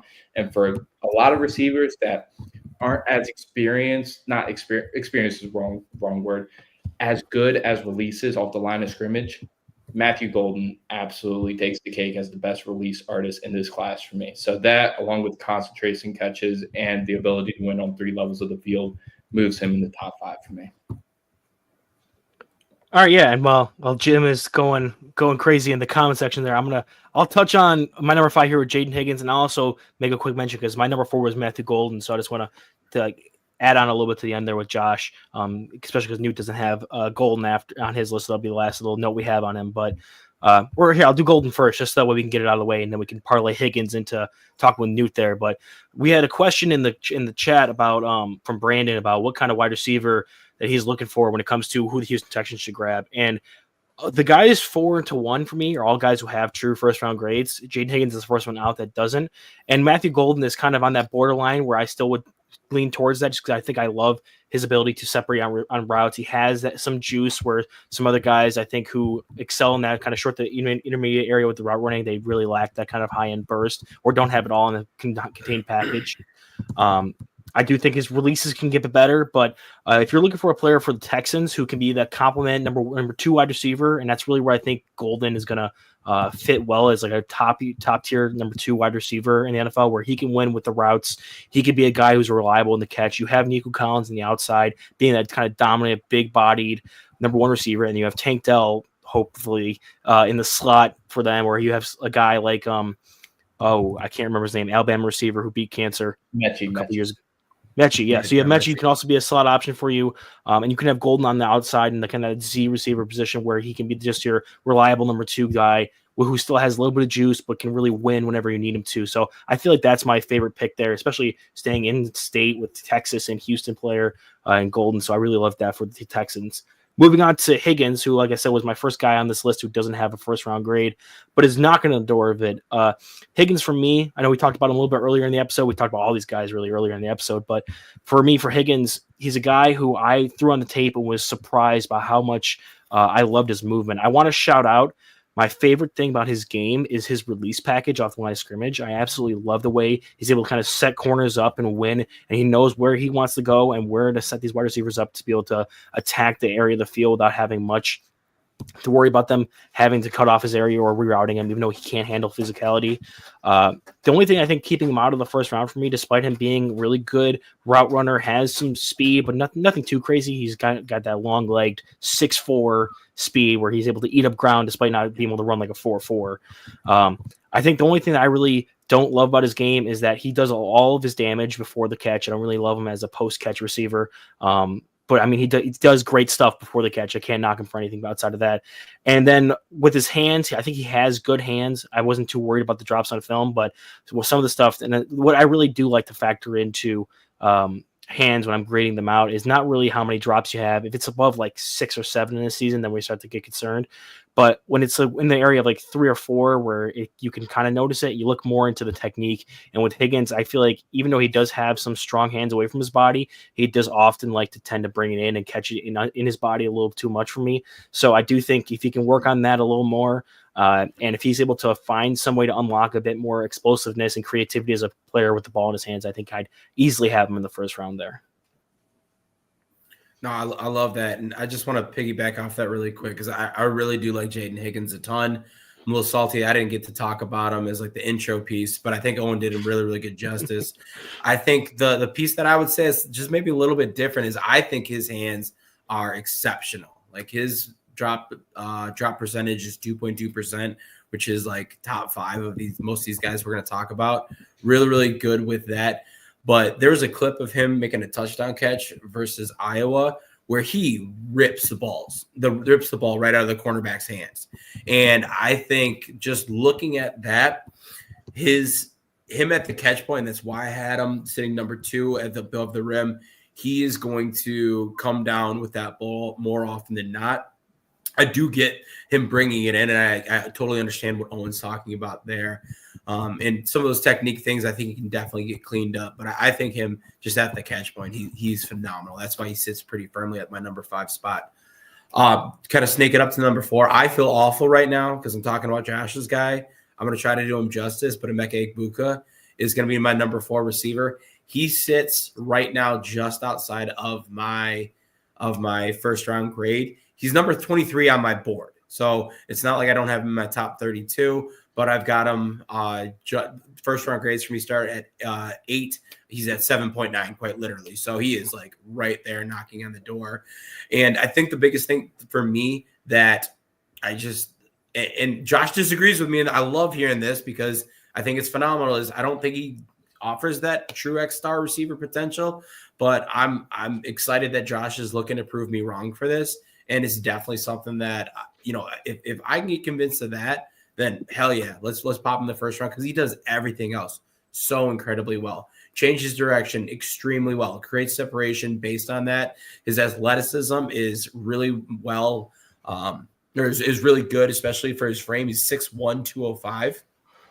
And then on top of that, he does what you want out of a slot receiver, which is going to be that yak ability, catching balls over the middle and really being able to run the routes with really, really good nuance. The other thing is he is a savvy blocker. And I talked about that with slot players, that you want them to be on the field and being able to kind of shore up that position, whether it's a nickelback looking to come downhill or whatever that may be. I loved him in blocking. I love the mentality. I love how he plays the game. And I think that everything that he does is, it's above average. And it's not like, you're kind of getting this wash. Like I mentioned Pat Bryant earlier. I like Pat Bryant a lot. He doesn't stand out in one area.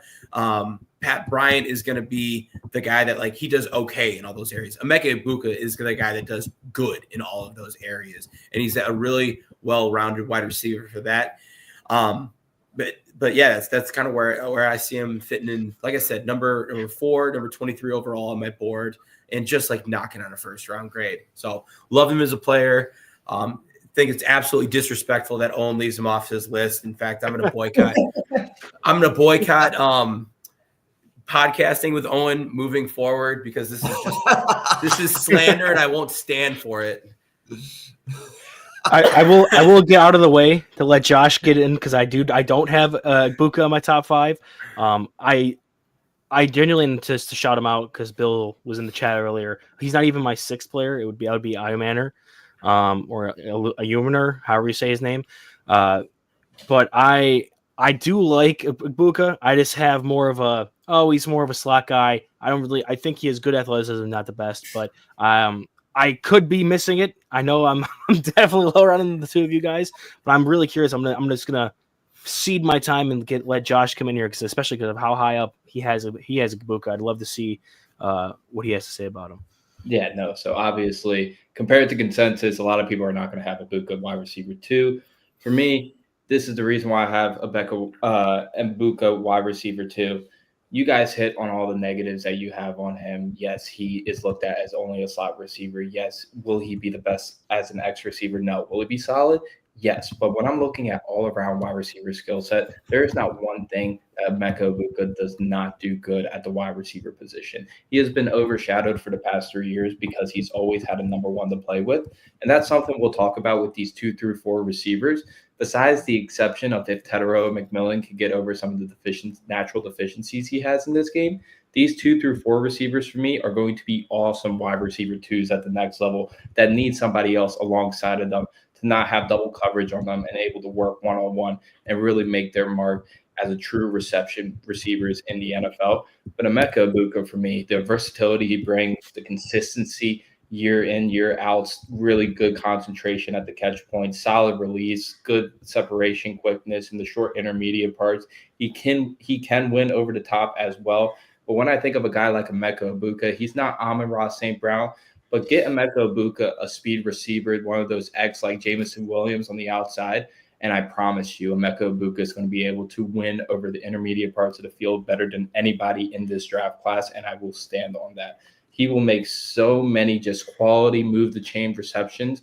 And even though he's not the most amazing athlete in the world, he's not going to be the guy that just takes the top off of defenders, not going to out jump defenders. He's going to move the chains so effortlessly. And that's something that's kind of underrated when we're talking about wide receiver prospects. But give me a guy that's going to be consistent year in, year out. I already know what the floor brings, and I think he's got a little more ceiling than people are talking about. This is the leading reception leader at Ohio State history, and that's not for no reason. This guy's been a wide receiver 2, wide receiver 3 at Ohio State his whole career.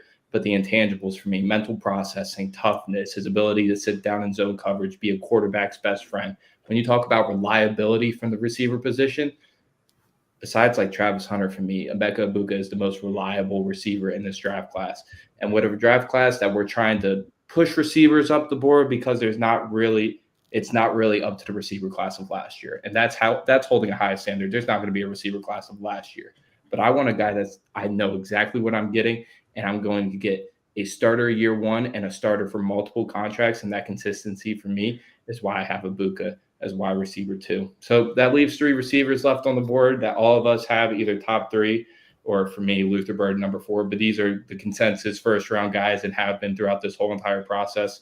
And we'll start with Luther Burden. We've already touched on it in the gadget yard after catch category, but amazing yard after catch receiver. This is a guy that can absolutely win in the deep ball as well. He's able to win on those slot fades, make those contested catches over his shoulder, good concentration, able to break those arm tackles so effortlessly, built like a running back, got the strong lower body strength. The only concerns for Luther Burden for me, and it's a little bit of a knack on his play style, and it's kind of how Missouri ran their offense, and it will get coached out of him in the NFL. I have no doubt about that. It's just an effort on a down-to-down consistency. Missouri ran a very one-read offense, and when Luther Burden knew he wasn't getting the ball, you saw him take plays off at times, not really give effort in run blocking, not really working to the highest level that he can. But for a guy that has where he takes plays off from time to time, the tenacity he plays with the ball in his hands, it's electric. He plays with a fierce motor. He plays angry. He wants to run over somebody's face. He runs like a running back with the ball in his hands. It's Debo-esque, not explosive as Debo, but that fierce low center of gravity, really powerful lower body, reliable hands that can win over the top as well. Luther Burden in the right system is going to be a monster. Just give me the down-to-down consistency, even when you know you're not going to get the ball, because you have the lower body strength to block. It's just we haven't seen it at all. But that's the only thing I have on Luther Burden. Absolutely awesome talent, and it's a little bit of prospect fatigue.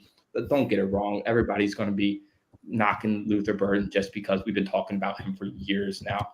But still an amazing wide receiver in his own right.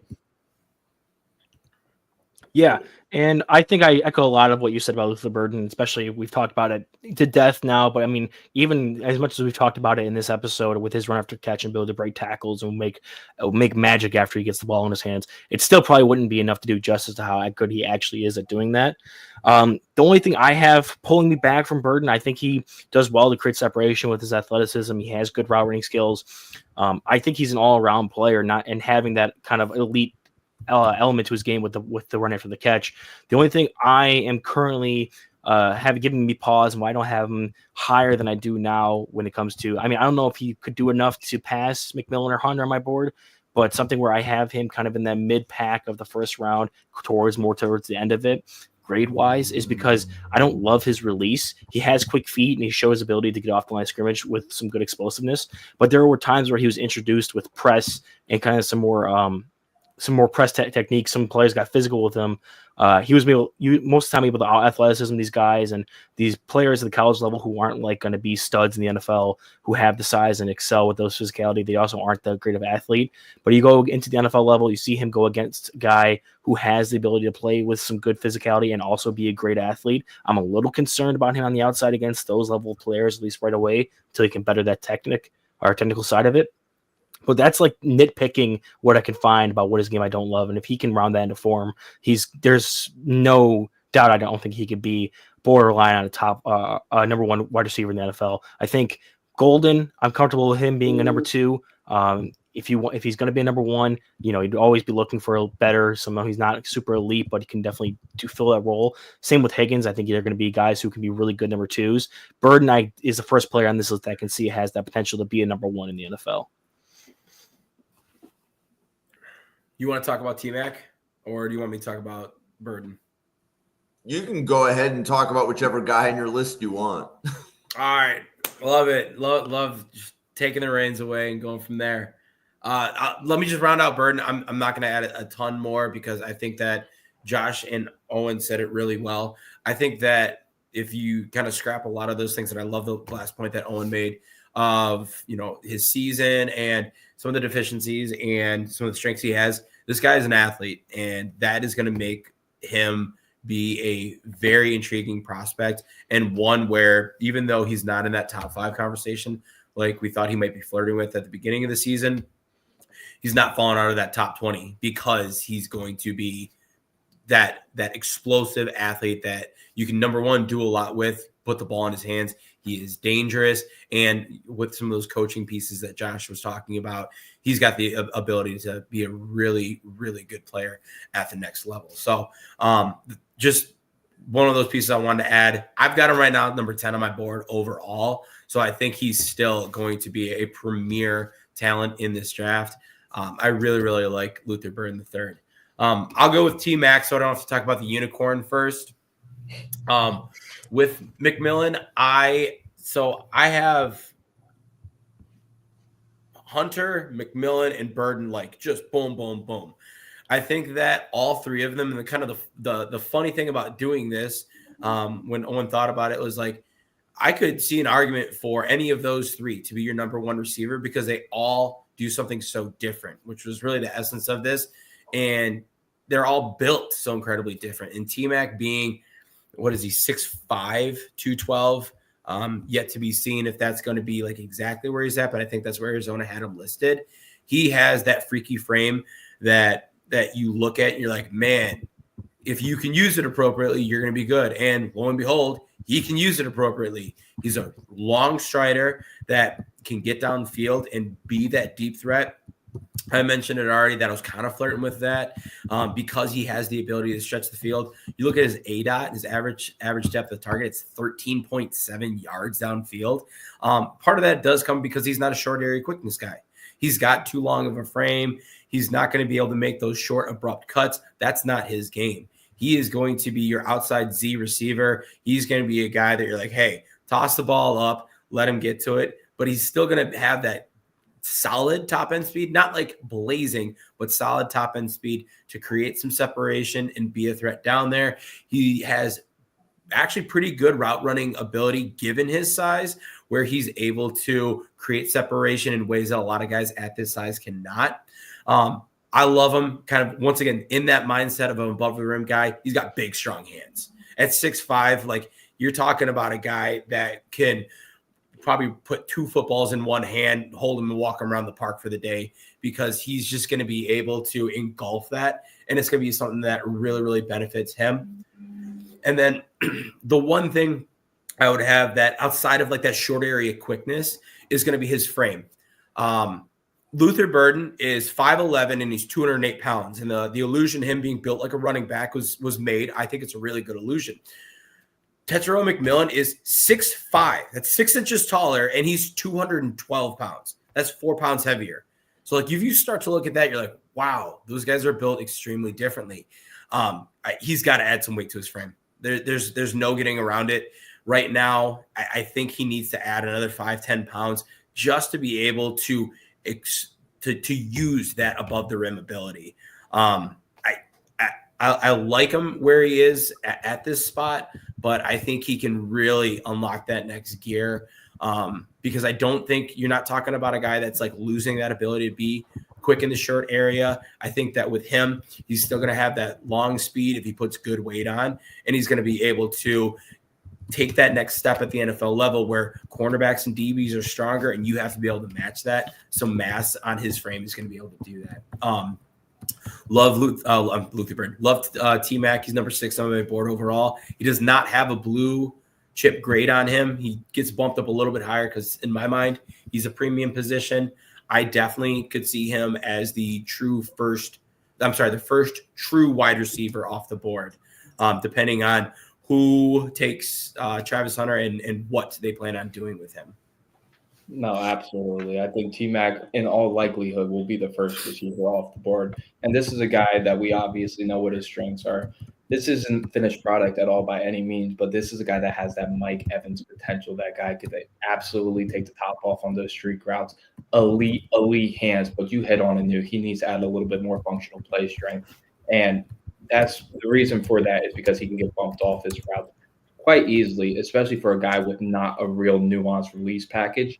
This is why I think he still has more room to grow. A year or two in the NFL, learn how to really attack those short routes, those intermediate routes, really learn how to control his body on those curl routes on the outside, and add just 1 or 2 more releases to his game, and you will unlock so much more that you can do with T-Mac. And I actually think he's a really underrated yard after catch threat. Even though it was against New Mexico early in the season, you saw what he can do. He can outrun defenders. He has really functional play speed after the catch. For a guy his frame, that's something Mike Evans doesn't have nearly as good as T-Mac has. And they both have the ability to just absolutely take the top off of anybody, out-jump anybody, sticky, elite hands. That's elite hands. That's all you have to say. This guy, he's going in the first round. He's going to be probably the first true wide receiver off the board. And you can't just overlook a guy that has those intangibles and those traits, even though he has some deficiencies. But compared to like Emeka Egbuka's already a finished product in my mind. T-Mac, he's still got a little bit to go. He's still got more room to grow into his frame and his potential. And if you unlock that, Lord, DBs better watch out. Give him 5 to 10 more pounds on his frame. Give him a year of coaching to learn how to actually release off the line of scrimmage. And you got a real dangerous threat as your true X receiver. Yeah, and I'll just add like 1 or 2 more points, and then I'll hop into Travis Hunter. But for T-Mac, for me personally, I think even if you draft him, no matter what happens, whether or not he develops into some extra stuff with his release, or he doesn't really unlock as like a great run after the catch guy, or he's never going to have that top end speed, you're going to draft him and he's going to be a stud when it comes to his 50-50 balls, with his size, his ability to use his hands to box out. Like no matter what, it's kind of a player you draft, and he can't fail in a certain sense because he has some of that separation stuff. But even if like you whiff on a half of that things, there's nothing you can say for certain. Death, taxes, and T-Mac being a 50-50 ball specialist. Like no matter what happens, you're drafting him, and he's going to be a guy who can play for your football team. So which is why I really do like him up higher up in these boards. And then so for Travis Hunter, kind of a transition here, same thing. If you draft him and he doesn't end up panning out as like a true wide receiver for your team, he's also an elite cornerback prospect. This is just a different kind of cat. Like there's no way you can look at him and be like, okay, he's not a player that is he's another guy who there's no way you can miss on drafting him, because whether or not he works out as a cornerback or a wide receiver, he's probably going to work out one way or the other for the other position. And even then, he's just such a great athlete. You can also have a guy like him contribute on your return game. They didn't really do that a lot of Colorado, but they just threw him back there for fun sometimes, and he was really electric. For me, and this is going to be a kind of a great crazy shout out. One of my favorite things for wide receivers, outside of winning at the stem with physical contact, which I do think Travis does do, despite not being the biggest guy, is when you have wide receivers who are clearly understand how to play corner, and like someone, even in Travis's case, is a corner, so he understands the kind of nuances, and that shows up in his releases, in his way he manipulates his routes, and he's able to attack corners. I remember first noticing that when I was watching Dwayne Eskridge out of Western Michigan. Like he was a guy who was a former corner, recruited as a corner. You could tell like he was a guy who understood what corners were trying to do when they pulled up on him. And Travis Hunter does that 10 times better. Like he is to that level of player where he understands what to do, what the defense is trying to do to attack him, and he's able to not only be a better athlete than whoever he lines up against, but he understands the game and what to do to beat him and how to then counter that better than maybe even some of the guys that are coming up to try to beat him as a corner even understand better. So you got a guy who, even though he's not a true wide receiver, is going to win as a wide receiver just from that level of knowledge and that level of athlete he is. He was so good that I started to question whether or not Shedeur was really that kind of player for me when it comes to the quarterback. And he kind of knocked him down a little bit, because there was throws where I was looking at it like, why is he throwing that ball there? It's not a great read. It doesn't understand it. But then Travis makes an insane catch, and it's like, well, it worked out. So, I mean, can you really blame him for the play ended up working out? But it's more so Travis just being an absolute stud. Yeah. No, you're seeing it the absolute right way. If I'm going back from my board last year and combining it with this board this year, Travis Hunter would be just behind Brock Bowers as my number 2 player on my board if we're kind of combining both years' draft class. And we can hit on what he excels at as a corner. Even if he loses sometimes in man-to-man coverage, every corner is not perfect. You're going to lose in man-to-man coverage at times, but that's a whole nother conversation for Travis Hunter to corner. For Travis Hunter, the wide receiver, he's playing starter-level snaps at Colorado, and we obviously know what he is. Elite ball skills, really good athlete, good separation, can win with physicality like you've mentioned. But every time I watch Travis Hunter, even though this might be a little egregious, and we'll see if he sticks at wide receiver, plays a little bit at corner, sticks at corner, plays a little bit of wide receiver, if a team dares to try to play him as many snaps as they have, even though everybody in the NFL says he can't, this guy's a true unicorn. You see him like a Justin Jefferson type when he's making those contested catches. You just nobody that's been that close to Justin Jefferson coming out. Just elite ball skills, able to just contort his body in so many difficult ways. Physical toughness for a guy not really having a strong frame. He's not as nuanced as Justin Jefferson, but boy, when you watch him on a game-to-game, you just get flashes of Justin Jefferson. And he's still got a long ways to go as a true wide receiver prospect, Bo. My God, I don't care if you take Abdul Carter first and then Travis Hunter. I don't care if the Titans take a quarterback or the Browns take a quarterback. Those two should be 1 and 2 on the board, off the board in the first round. And you really don't see Travis Hunter ever. You don't question it. You start to make excuses of why Travis Hunter won't work out at one position or the other. No, Travis Hunter is 1 of 1. And I'm going to keep hammering that down the entire draft season. Yeah, I everything that was said, you got to agree with, just because of this prospect. You know, he comes through and he's going to be the most unique prospect that we've seen in a long time because of all those elements. At the end of the day, the guy's a freak athlete. That's what lets him do this. He's got stellar work ethic, because you're not going to do this unless you do not have that mentality. I think him being paired with Deion has been a really, really good thing for him because he's been able to see a lot of those things. And say what you want about Deion Sanders, he's going to be a guy that's a hard-nosed, old-school football player, and I think he's done the most for Travis Hunter in this system as it comes to conditioning elements, getting him ready to play, showing him how to be the best version of himself. You may argue that he is deficient at one versus another because he played both snaps. It wasn't truly focused, but I think if you're looking at this, you talk about an athlete that has just continued to grow, and if you want to just pigeonhole to one position, then fine, let NFL coaches go ahead and take that over. But I think thus far, Travis Hunter has been an extremely, extremely beneficial prospect to watch throughout this system because of everything that he has done to help himself. The one thing that I really like that Owen said was, a lot of times we talk about it on the other side of the ball when we're talking about Travis Hunter. We talk about him being a cornerback and having those true ball skills because he plays wide receiver as well. Owen hit it perfectly. He said, well, he's a cornerback, and when he plays wide receiver, he understands how cornerbacks are going to operate, and that helps him win. He's got such a good knowledge of the game where that the way that he approaches everything is exactly how you want it to be. The athleticism, the make you miss, the speed, the length, everything that he gives you is just going to be like, this is what I want in a cornerback. This is what I want in a wide receiver. This is what I want out of a player in terms of athleticism, work ethic, and just that pure explosive excitement. So yeah, Travis Hunter, easy number one for me. I don't know, we're going to be talking about him in a couple weeks when we do our cornerback episode, so that'll be a ton of fun as well.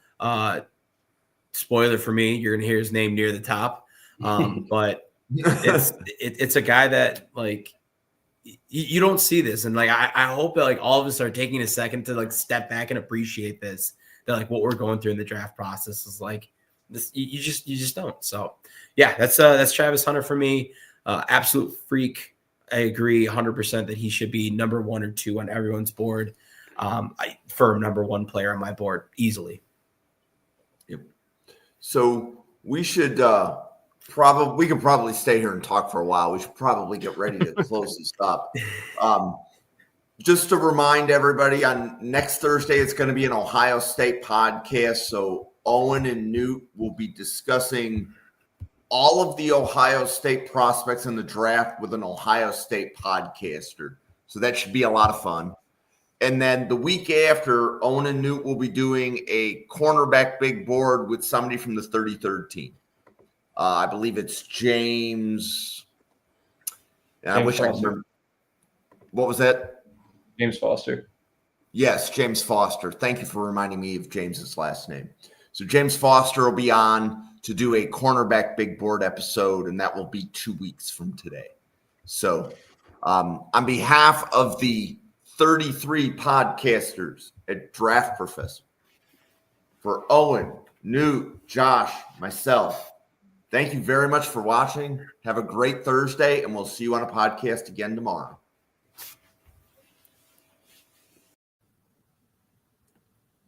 Thank you for watching this episode of Mrs. R Relevant, the Daily Draft Podcast, brought to you by the Draft Professor.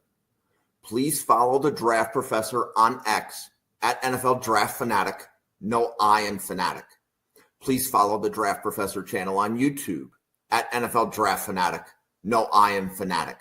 We look forward to seeing you on our podcast tomorrow.